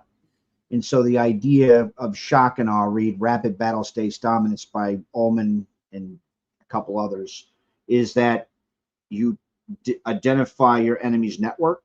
And so you identify the organizational, operational ties between them. You target those bonds to isolate and paralyze those nodes. And if they don't capitulate, now you can destroy those nodes. That's actually we evolved that into Mosaic warfare doctrine that was offensive. And the bad guys, including the IRGC, in observing what we were doing in the global war on terror, modified it for defensive, Mosaic defensive doctrine. So yeah, that still doesn't mean we shouldn't target the bonds though, right? Because it's going to isolate and undermine the ability of the regime remnants to do things like move their transporter erector launchers around. And that's also why they can't make a deal. Like that's part of the evidence that we can point at and say we can't deal with these people. Like that's the downside of Mosaic defense. It's impossible to deal with. Like you got to deal with these 32 commanders. Right? You're going to deal with all 32. All 32 are going to sign on to this. And very doubtful. Push-ups over here is telling us Israel captured both a Soviet SA-2 and a P-12 radar in the late 60s. We built new ECMs with it. Casualties from SAMs in Vietnam went from 1 KIA for every SAM to 1 in 50. From 1 every 15 to 1 in 50. Okay. That kid is fucking legit, bro. I promise you. I know push-ups in real life. That kid's legit. I bet he actually does push-ups. On top of dead bad guys, maybe. Yeah. Hey, whatever he wants. But yeah, like the problem with the Mosaic defense is that we can't deal with them, but that's also like a legitimate, a known, stated, and observable reason of why we can't deal with these people. Because no matter how much Golubov wants to make a deal, he can't control the Mosaic. All right, let's get back to the video. And out of those ports, like drone resupply, like missile parts, like troops. One of the other things that you're seeing already, and is only going to accelerate with the recent deaths of the American servicemen, is you're going to see an acceleration of the military campaign. Specifically, we struck this weekend 125 miles into Iran, into the 388th Mechanized Brigade, which was bragging on Iranian TV that they had shot drones into Jordan. So we're going to see this continue. And I think for the Iranians, it's going to get worse before it gets worse. I like that. It's going to get worse before it gets worse. All right. Now, I may. Oh, sorry. Wait a minute. Where is? Here we go. No, how do I do this? Oh my God, We're having I'm doing so technical terrible. difficulties. Yeah, I'm trying to have just you and me on the screen together, but I don't know how to do that. So we're gonna stay here with this little. Look, if you had to share the screen with anybody, a colonel from the Marine Corps, you could do worse, right? Hey, you know what? You know chopped liver over here, right? But Look, yeah, man, they're cran eaters, but they're lovable cran eaters. Like They if you are. ever need someone in a foxhole, you could do a lot Yes. worse than a U.S. Marine. Those guys. No, will, I mean be that's the right there legend. with you. Like people, like for those of you from outside from outside the US, the legend among the military service is that the Marines eat crayons. That's That's legendary. very much like jesting in love. I promise you, Yeah, they have plenty of like things they say about us. It's like that one meme where you see all the guys from like, what was it, from Wise Guys, you know, where they're joking and busting each other's balls. When somebody else says something, they're all looking at you like they're getting ready to kill you, right? That's totally Right. how that shit is. Yeah. And the Air Force, we call them the Chair Force, right? Right. Chair Force Space Rangers. Force is like, I don't know, they're in their own fucking league of their own. A Space Force, like these are the new guys. I don't know the how they. I don't know the ribbing that goes on with Space Force because that's kind of new. But I always knew that Dude. that's kind of the What's his the name? ribbing that we have amongst each other. Give me a second.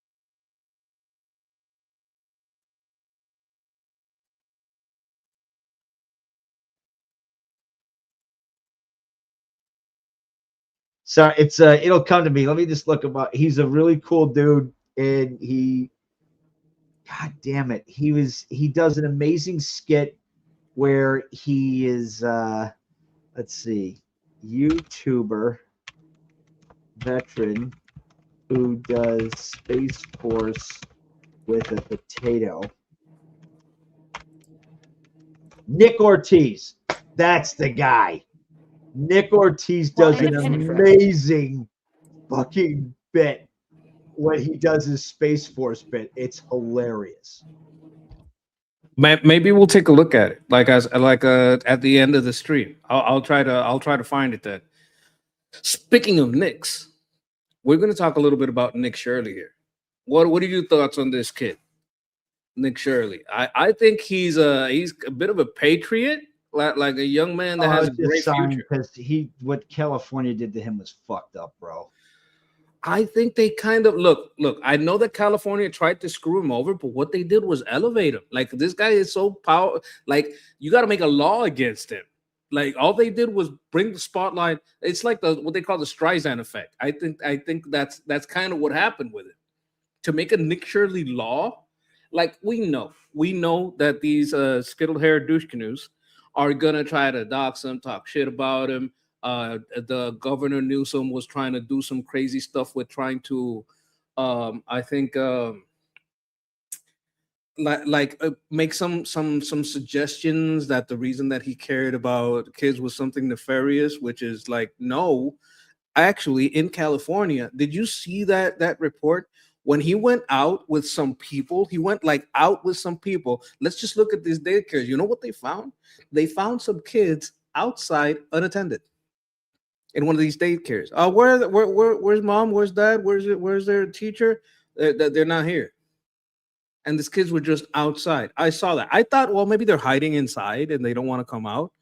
But that's a bad look. That's like, just with that video, you could just call the police and say, hey, what's going on here? Why are these kids outside of this house unattended? It was crazy stuff. Yeah, So he how went they into, treat kids. Maybe that was there was a silver lining in that. yeah, like maybe those kids can get rescued. But anyway, I went through some of these videos here. Like, he went over the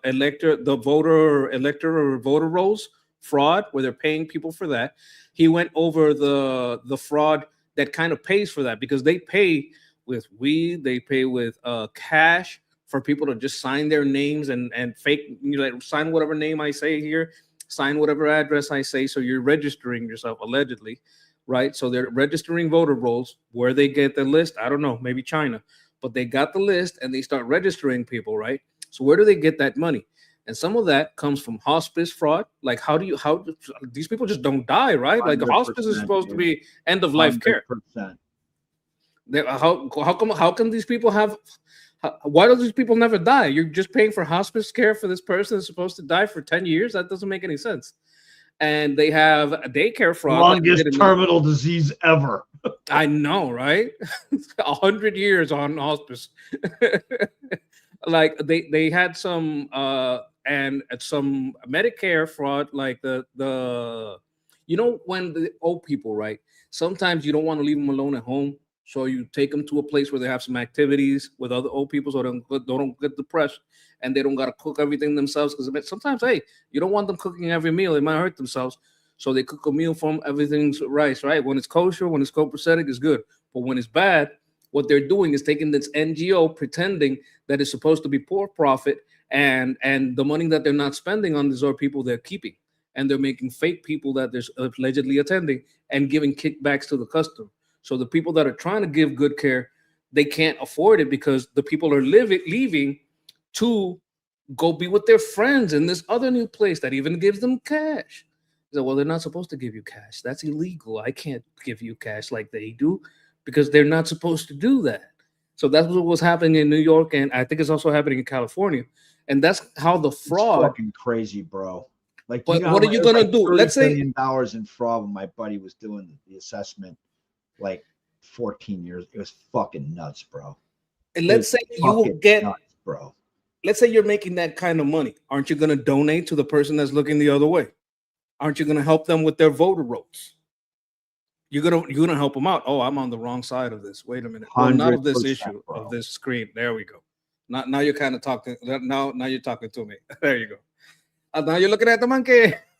No, but that's the thing, right? Because you can't say that there's this much fraud running through and they're not kicking up. It's like The Sopranos. You got a little envelope. Oh, they absolutely do. They kick up to the campaign and cash. Absolutely do.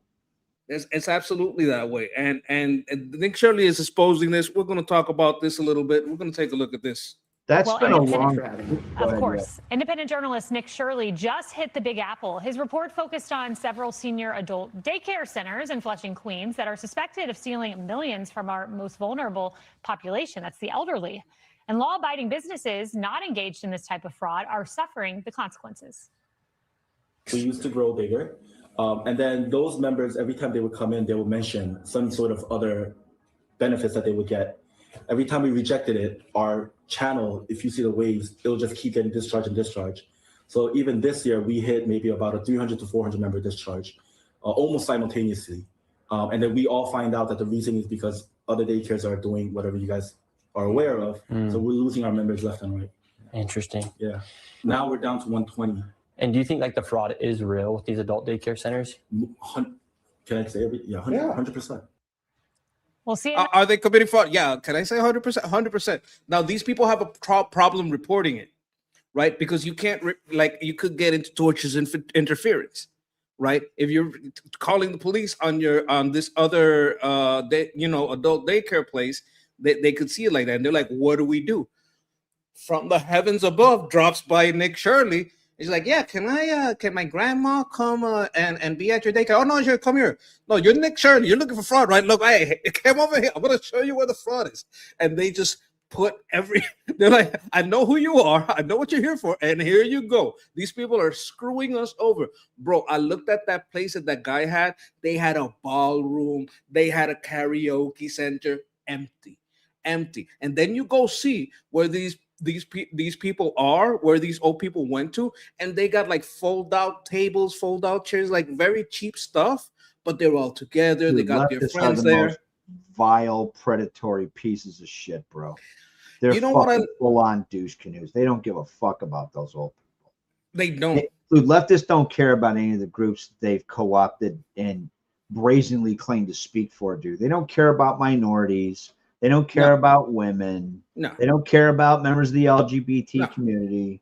Like, where the fuck were you when Islam was burning us in cages, bro? Where were you? Where was your fucking complaint about women's rights when women were getting acid thrown in their face by these besieged pieces of shit? Where was your? We had leftist protests when Danny Fitzpatrick, who I met at Syracuse, he was actually part of True the Votes effort back in 2012. And I know the people that were part of Project Civica that have been taking the charge to like fix the fucking voter fraud that goes on everywhere. Right. So like we've showed the stoning of Soraya M. Right. The college Republicans. And like this old dude there. I mean, like almost twice as old as those kids. You know, I had a different life path. So, you know, I'm like sitting there trying to be, you know, a good mentor. And so instantly you had like every fucking left-wing whack job, every weaponized student frigging group, every single one of them were like protesting and talking shit. Dude, what the fuck, man? This is legit. This is a movie based on intel that was ferreted out of Mullah-occupied Iran, I think by a French reporter of a woman. Actually, she risked her own life being raped and stoned to death, and she just told her, you need to tell people this happened. Right, which is like the stoning of Soraya M. Soraya was this woman. Her husband was like Durka douche canoe tied to the local elements of the Mullah regime in Besiege, and he wanted to bang this underage girl, and his wife, he was married with his wife, so he just made a fraudulent charge that she was an adulteress, and they had to stone her to death. Yeah, well, where the fuck was your condemnation of that shit? I'd like to say, why didn't they protest the fucking Ground Zero Mosque? Read the Islamic Cultural Center, right, by Imam Rauf and that cunt Daisy Khan. They don't give a shit, dude. They don't care about old people. They don't care about anybody they claim to give a fuck about. What did Newsom do to the homeless when that panda bear, Winnie the Pooh looking commie fucker came in from China, right? Kicked them all out. He literally hosed them the fuck off the street. Wow. These people are scum, dude. I like to point out, and I like to tell, like, this audience knows because I pointed out a lot. These people are disenfranchising black people and Latinos. There's black people and Latinos is where they put all these illegal voters, and the SAVE Act. They don't want. They take our names. It's our names that they're having their ballots put in. When you look at the neighborhoods that don't have to show ID, it's not the Hamptons. It's Chicago. It's Compton. It's, you know, these are the neighborhoods that are getting disenfranchised, and this is happening because a lot of us that are in the black and Latino community decided to turn toward Trump. They sounded the alarm hard. It's like, wait a minute, if we lost the black people and the Latinos because we were doing our fake, because we were doing our fake representation for the LGBTQ, which they don't care about. They don't care about Andy No, really nice guy, really on the ball on Tifa. They don't care about Blair White, fucking gorgeous. They don't care about her, right? They don't care about these things. Dude, banging her's on my bucket list, dude. I don't care. I'm probably gonna get fucking dinged for this. I don't give a shit. Like Blair White is, everybody's got their hall pass, right? My wife's got her hall passes. I got mine. Blair White is totally on my hall pass, dude. She's like she's like hardcore fucking like right-wing pro Donald, anti-SJW, skittle haired. She's like pro 2A. and she's smoking fucking hot. I'm pretty sure her cum tastes like red, white, and blue patriotic Skittles. I mean, like, I wouldn't just suck. I would suckle her girl cock until there was no testicle meat left in her scrot sack. It'd be empty like in a no lizard's neck thing. I fucking love Blair White. Okay, Me and my buddy, I hold on, completely me and my understand. fellow soldier worked to sit there and run interference to protect her when BLM had an active hit on her. I'll never. Oh, yeah. Absolutely. Right. So this is when she was just first starting out. And those motherfuckers, those neo-Marxist assholes were like, yep, they had an active hit out on Blair White. She was like working with the FBI. I was calling Diz, right? He's actually, his name is Staff Sergeant George A. Rice. He's running for, the mayor down in Mission, Texas. Super cool dude, right? I call him Diz. I'm like, Diz, she needs help, man. There's like a legit active threat on her. Yeah, man. What did the left do? Oh, what did fucking Caitlyn Jenner say? What did Caitlyn Jenner say? She had more trouble when she came out as conservative than she ever did as being 100% gender. That's the new closet. Conservatives is the new closet. You get a lot of benefits for coming out of the one of those closets. The other one, the conservative closet, that one's dangerous.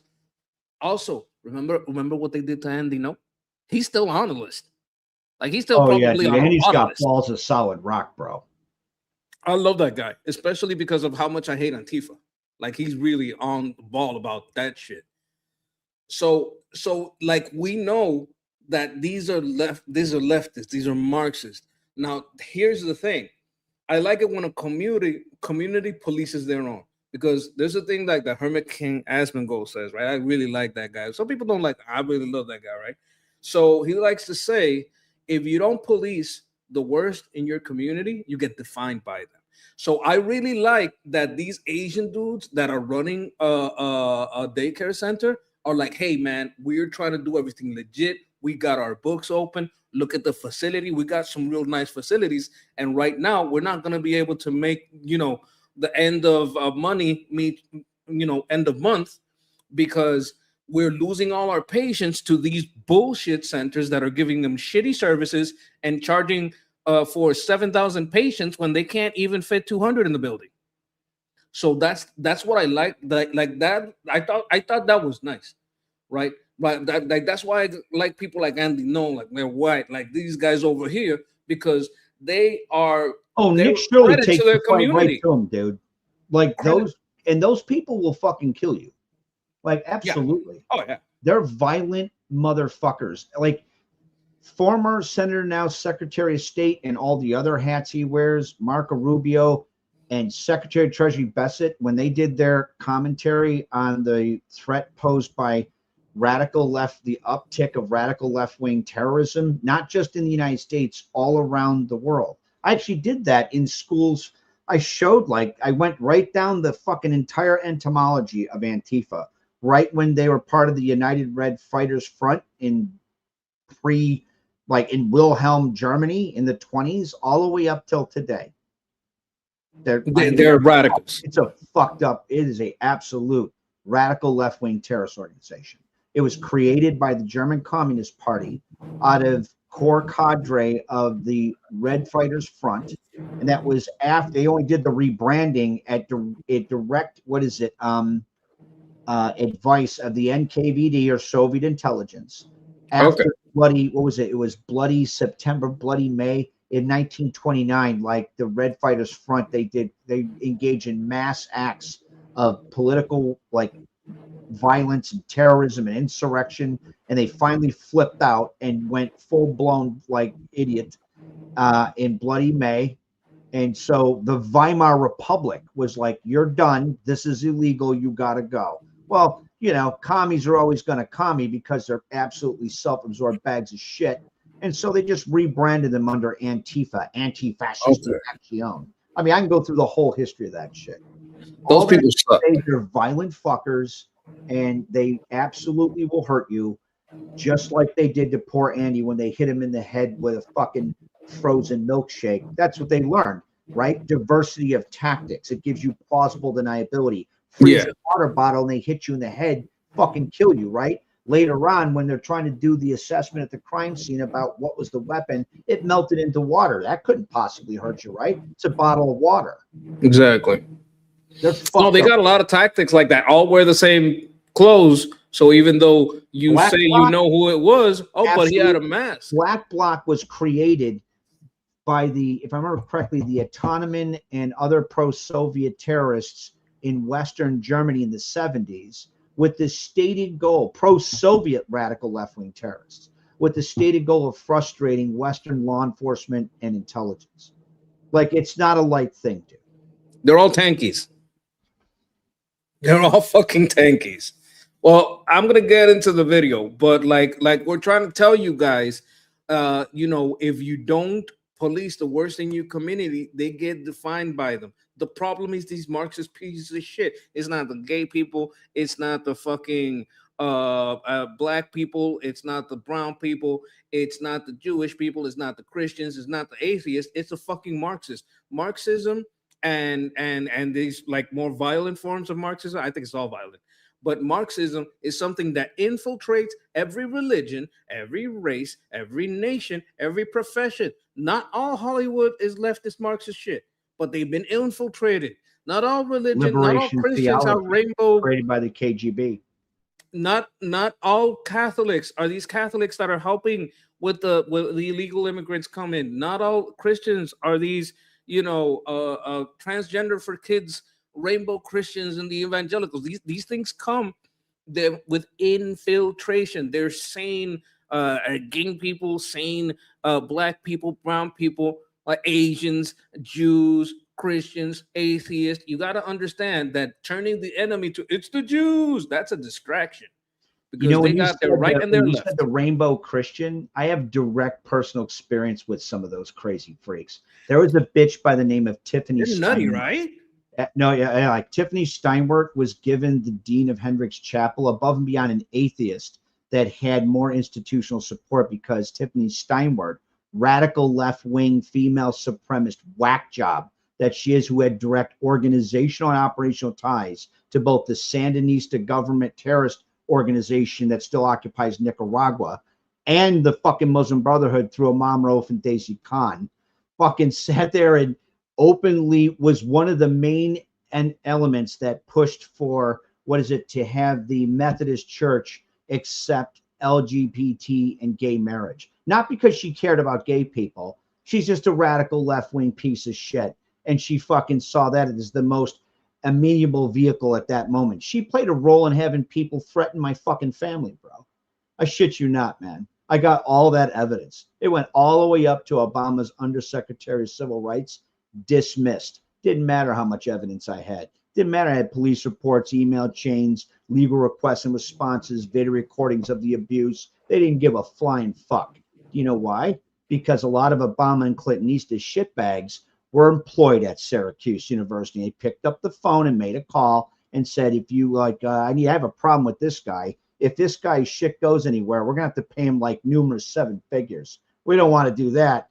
I'm the wrong race, wrong gender, what they thought, wrong sexual persuasion, and most importantly, the wrong ideology. How dare I call them out for them abusing the institutionalized abuse they visited upon veterans, law enforcement, Christians, Jews, people who are pro-Israel. Chancellor Nancy Cantor openly stated that her ideal student body makeup would be the ultra limousine socialist rich, her words, and poor black kids from the inner city. She hated middle class white kids because they bring a conservative fucking ideology to campus. She said that at an annual lunch in the open. Under her fucking stewardship, and this is like, Chancellor Nancy Cantor, who destroyed a previous university, right? Syracuse had organization operational ties to the North Korean nuclear weapons program, who was asked to speak at Syracuse in direct, go look up North Korean envoy Syracuse and then pull up the screen. You'll shit egg rolls, bro. Right? In direct violation of U.S. federal law of a no official contact with North Korea, much less their nuclear program. Do you know who was the head of Maxwell when that happened? Former Bill Clinton's Undersecretary of Defense, Dean Wallerstein, who so sucked at his job because he was tasked out with addressing lateral horizontal proliferation of weapons of mass destruction during his time as Undersecretary of Defense, that the fucking Mullah regime violated the NPT and the North Korean regime violated the 1994 Sunshine Plan and the 1993 Agreed Framework. They're absolute bags of shit, bro. They are fucking scummy people. Under fucking Chancellor Nancy Cantor, they had organizational ties with the Mullah regime. There was a fucking panel about assessing the threat, of Julian Assange. I very much did not like and still don't.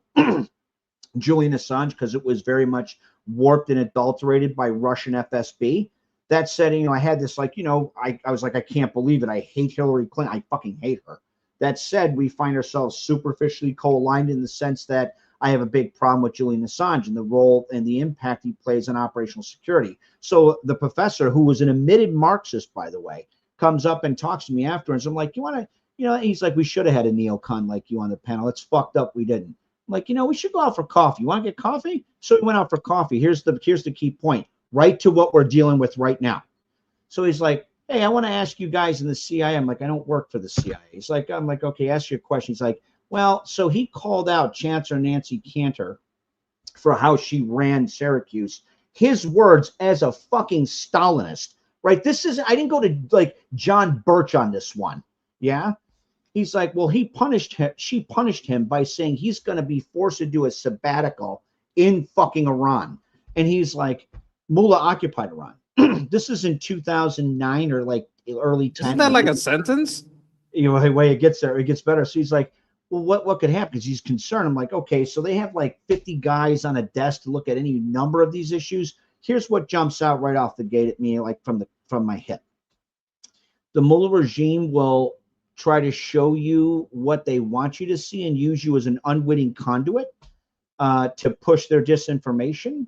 Or if you see what you're not supposed to see, they'll fucking keep you there. And they don't give a flying hobo, dick cheese, sweet and sour, kung pao chicken fuck. I said it just like that about what the State Department thinks about it. What's my point? My point is these motherfuckers, the very same assholes you see supporting these kids, or the fucking tens, hundreds of thousands of idiots with skittle hair and piercings everywhere and all the rest of it, where do you think they came from, bro? They're conditioned by advocacy professors that masquerade as educators to support this bullshit. And that's why people like Nick Shirley, because they work their way right up the fucking chain. The ideology of the classroom of one generation inevitably becomes the ideology of Washington or the corporate boardroom in the next. That's why Marx disproportionately focused on sedition, and of that, it disproportionately focused on taking over education. And that got evolved in Soviet unified military doctrine.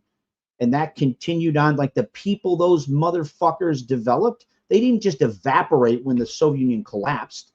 I'm not saying the Soviet Union faked its collapse. It literally collapsed, right? There's some people who have that crazy idea. No, they collapsed. That doesn't mean that terrorists and weirdos that they fucking developed disappeared. Angela fucking Davis teaches at Syracuse as a distinguished professor.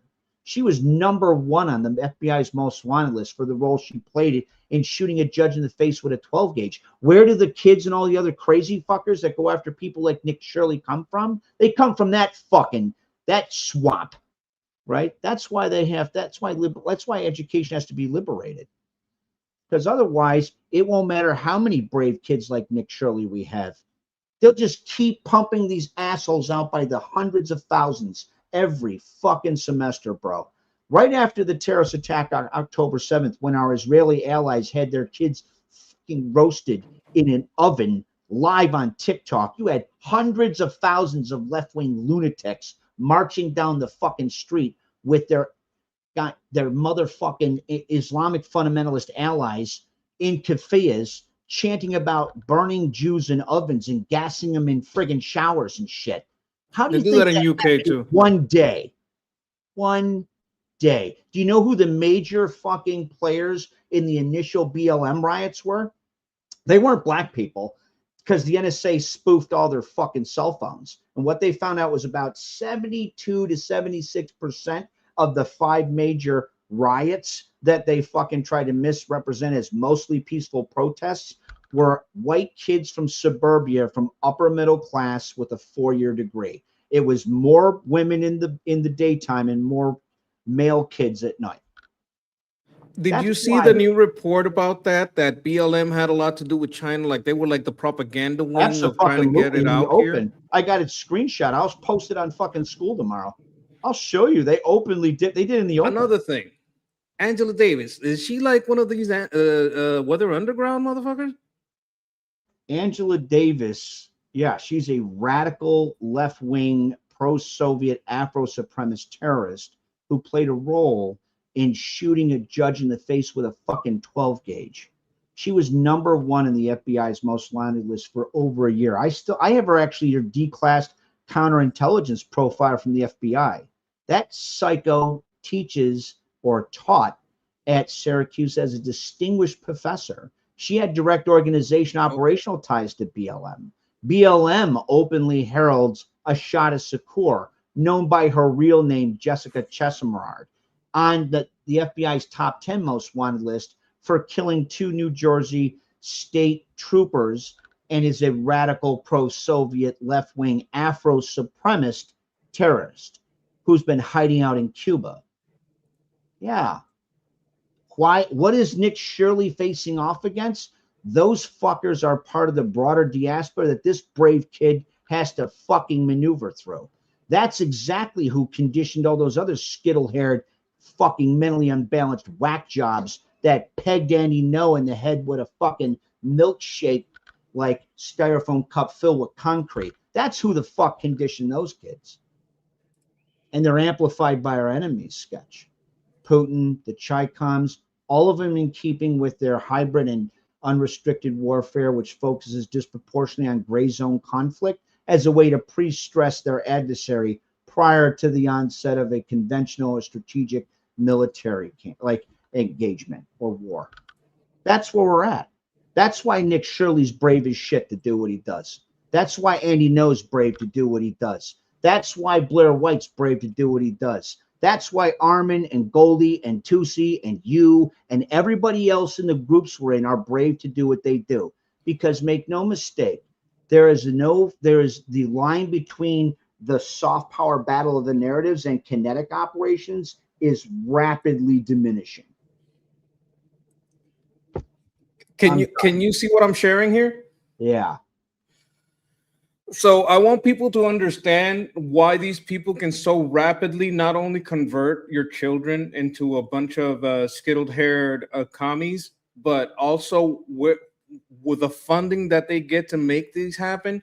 Like, I would just want to look at the lobby. People cry about the Israel lobby. It's 0.7 million, and AIPAC, these are Americans, is 95 million. Right. The dentist lobby puts more money into lobbying than they do. But I've shown this before. I want to show it again. China is putting $475 million into lobbying. And that's registered foreign lobbying. And they so shady about the way they fund their Confucius Institutes and all the PR that they do in the university that right now we don't know between 2.5 and $7 billion that they're funding into these universities. So you know why they get money to, and all their picket signs look the same, very well printed, and these people have very nice speakers when they go out and they have their microphones and they have their oh my god, what do you call that thing that you use, like loudspeakers. They have their loudspeakers, all that shit well funded. This is how they get that money. I want you to look at Qatar, how much Qatar is spending. $257 million just in lobbying. Add to that how much they're spending in universities and think tanks, and this universities and think tank that goes directly into a bunch of NGOs. It goes directly into a bunch of money that gets whitewashed into the Democrat Party. You understand what I'm saying? When we talk about Saudi Arabia, dude, I've lived it. I've seen it. But you've seen how much. Are you like, where do they get all this fucking money? This is it. So we're putting $310 million in the lobby from Saudi Arabia, but like around 4 billion into PRs, these pretty little articles about how, you know, the plight of Palestine and how good Saudi Arabia is and how evil Israel is. Like that goes in PR, NGOs, and universities. UAE, $242 million just in the lobbies. That's just the lobbies. And 1.7 in universities and think tanks. So when we're talking about these people doing crazy shit and having a lot of people to back it up, it's because they got this fucking money. So I like to point that out because people think, oh, it's crazy, it's organic, it's not, you know, it's not as bad, you know, kids will be kids. No, no, no. These kids are being manipulated, and there's a giant money machine. They're targets. They They're don't targets of disinformation. do you No think they doubt. spend that kind of money because it doesn't lead to a reward, or you think they spend that kind of money because they know it works? They're spending that money because they're getting results, and that money keeps increasing because their results keep increasing. They are turning the youth more anti-American. They are creating greater divides between us and our allies, and on the home front between us and our neighbors. This is happening. This does have an effect. 100%, bro. Like that's why I like to point at the money, and some of that money comes through fraud. So I'm gonna bring it back to Nick Shirley because he is like on the front lines of where this you know, where this is going. Let me bring him back up. Administrator Dr. Mehmet Oz joined Nick Shirley later in that video, revealing how fraudsters are building a massive criminal enterprise. The big issue with these centers is not that they're providing social adult daycare, is that it's a clubhouse for criminals. It allows these folks who are running these centers to pull together a bunch of seniors who might be innocent, walk in there, and they say, listen, I'll give you a little side cash. Let me have that number that you have, that's your insurance card, and I'm going to use that as a credit card against the government. I'm going to charge New York State, who's going to then charge the federal government. All that money launders through the system, gets cleaned up in different ways, and it builds a massive criminal enterprises. Now, Dr. Oz also revealing that pharmacies are popping up like food courts. On one street in one neighborhood, they found over 10 pharmacies, and it's costing hardworking business owners too. Why do those other pharmacies open up there? They're all over the place. I have no idea, but they are doing something funny and just doing what they're supposed to. This lady here is probably like the guys, like the Asian guys that were on the first center. Like, we're losing patients left and right, and we're trying to do the right thing here. This lady over here is having a regular pharmacy, but she's got to compete with all these 20 pharmacies that are just doing fake billing and all this stuff, and they running at an operational cost that's so low through the fraud that they can sell everything extra mega cheap, because half of it, you understand what I'm saying? They could practically give it away. So I like to point these things out because this fraud is what's funding it's not just that the money goes into the think tanks and the universities. It's that sometimes it goes through the NGOs, through the people that teach people how to do these frauds. Sometimes I think some of these crime 100%. families have gotten into fraud because it's easier than running the numbers. It's easily, that's why you'll find like, it's the Somalis that are doing this kind of fraud. It's the Asians that are doing this kind of fraud. They're like, instead of doing I'll do gambling, you do numbers. Now they're just splitting fraud because it's easier. It's white collar. They do less time, less risk. It's less open, harder to find, and you could just buy some politicians and you get them on your side, and you can also have all the students say that anybody's racist if they try to oppose you. Absolutely. Tell me what funny means. I mean, I have a lot of customers coming in and asking, what do you give? We don't give anything except for the service. What do the other people, do they ask for like money or kickbacks in exchange for? Yes, they do. See, they're asking for kickbacks. Why? Because those other places are charging for a lot of things. They'll give your medicine and a credit. Why? Because they charge for 5 medicines and they can give you a credit on one. They could, buy some soda, buy you know what I'm saying? Buy whatever you want in the store. I'll give you $100 credit in the store so you can get some groceries while you're here, and getting your medicines, because I charge for 5 or 10 bottles of pills. Would it be better for you So the ones that say I don't do that, like this lady, like the other guys, like even within the Asian community, they're like, I can't help the people in a good way because these fraudster motherfuckers are milking these people's Medicaid, giving them shitty service, but they're getting a little kickback and they think it's all legal. So I can't help in a correct way. I can't compete with fraud. If the bad actors stop taking kickbacks and bribing patients and working with the social adult daycare. Yeah, of course. Now, Nick Shirley was on Capitol Hill this week, and thanks to his hard work, we're seeing action from those in charge. Agents have arrested 15 people for suspected fraud. Guys, I'd rather have him at home. Take him away from the international scene, please.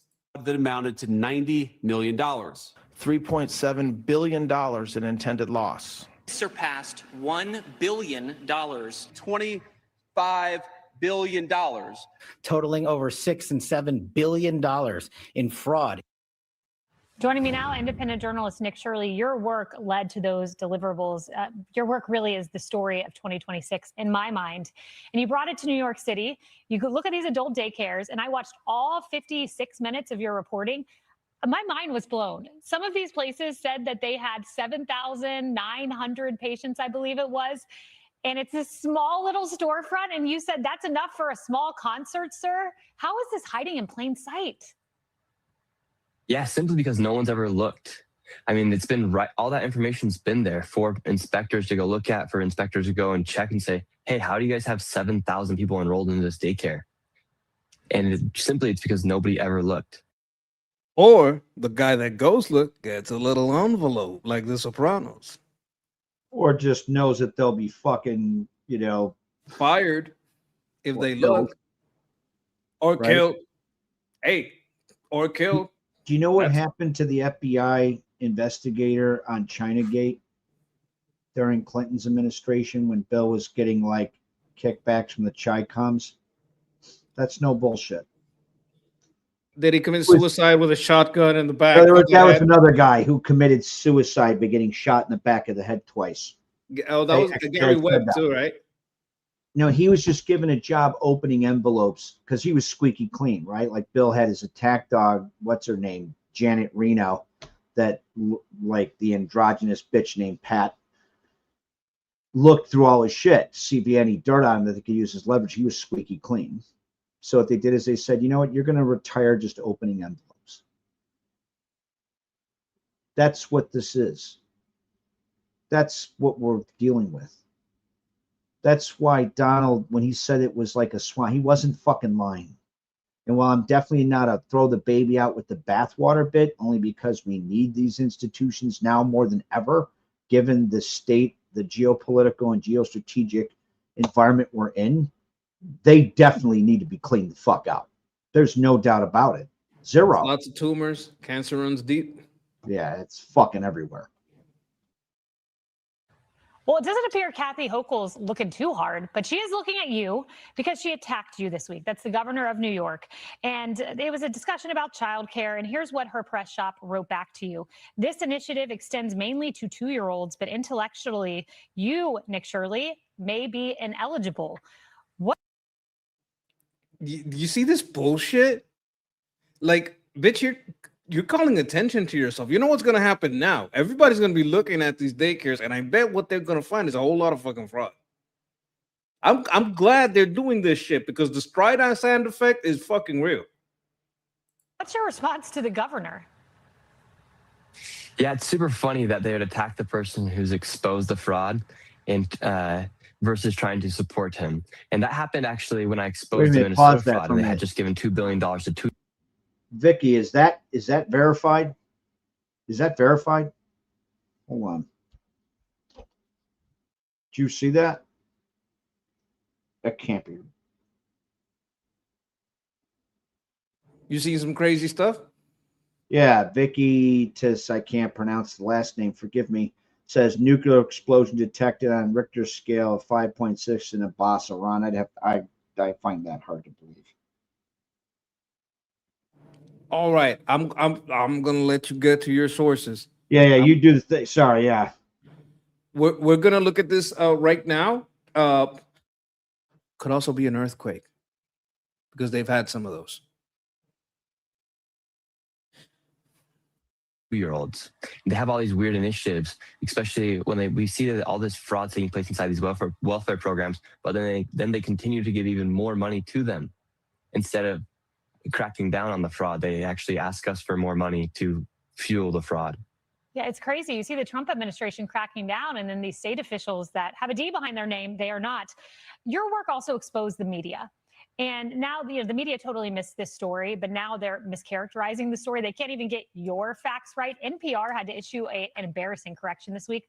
Listen to what they said. Previously posted December 31st, 2025, an earlier version of this story incorrectly said Nick Shirley and his colleagues claimed to have uncovered $110,000 in fraud. In fact, it was $110 million in fraud. How do they get that wrong? On purpose. That's how they got it wrong. Yeah, I think that's the amazing thing about me exposing this fraud. Not only did I expose the fraudsters, I exposed the politicians and I exposed the media who has been working so hard against the American public for so long that actually forced their hand to actually have to report on the stuff that is actually affecting Americans. I am worried about your safety, Nick, because now people know who you are and you walk around and you get noticed. How has that changed what you're doing? Yeah, it is a little bit tougher now to go out and do stuff in public, especially when I'm filming inside of these locations where there is fraud potentially taking place. I'm like code red for a fraudster. When they see my face, they just start fleeing, actually. And obviously people don't like their money being taken away from them. So it is very dangerous. And I want to take a second to thank Ahmed. Salute. We will be allies again, USA and Iran. Thank you, guys. We will absolutely be allies again. We were great allies and we will be. Thank you very much for your membership. I appreciate it. We're allies right now with the Iranian people. We just are enemies with the mullah regime that's illegally occupied Iran since the tragedy of '79. We were hoping that the Iranian people would make a government of and by the people instead of the IRGC criminal scum. But thank you very much. It does suck, quite frankly, that you have to worry about your safety when you're just going about helping America. Now, I know a lot of people have donated to support you, and you are in a lot of our prayers, Nick, because you're doing really great work. And I just want to say, I'm sorry you couldn't find little Joey a daycare in Minnesota. And That's funny. That's a deep cut. you never found an adult daycare for Grandma Debbie in New York. Is that right? No, they don't even have ways to enroll them. Oh. It's kind of sad. All right. Well, Grandma. Lots of little kids won't leer, and grandmas won't play dominoes with their friends. Okay. At Korean daycares. Maybe we can crowdsource for Debbie and of course little Joey. We appreciate you, Nick Shirley, and I. She kind of flirting a little bit, right? Did you ever listen to Troper? I loved his thing when he was going after Jen Psaki's circle back. I remember when we had Kaylee Mack, when she was asked a hard question, she would counterattack. I fucking love her and his rap rendition for her. Holy shit, it was awesome. Yeah. Like Nick Shirley's kind of funny too. Like he did funny things with the T-shirt. He did the Leering Center thing. That was fucking hilarious. And the thing that's going on, one of the things that got a lot of people, because this motherfucker got balls. Remember when he went to Cuba? Like, you crazy bastard. What are you doing? He had to basically escape. And one of the things that people didn't know is that he speaks fluent Spanish. I thought that was kind of surprising. And when he says, my grandma speaks Korean, I'm like wondering, maybe he does have a grandma who speaks Korean. Who knows, right? Maybe he does. I think with that, we're going to end the show because we want to end it on a light note. Like, we had some hard news to deal with today, right? But on a lighter note, on a positive tone, we are seeing that we are going after a lot of fraud.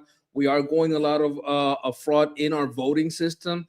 I want to remind everybody that we got to make it too big to rig. Like, everybody knows 100%. that in a midterm where you're in power, you tend to lose the midterm. And they're going to harp on that to cheat and say, well, it's just normal. It always happens. They're pouring illegal aliens into our communities, our Black communities, our Latino communities, like I'm both, our Latino communities, and they're going to try to fake it and pretend, oh, these people are just disheartened because of the war. Bullshit. They're cheating.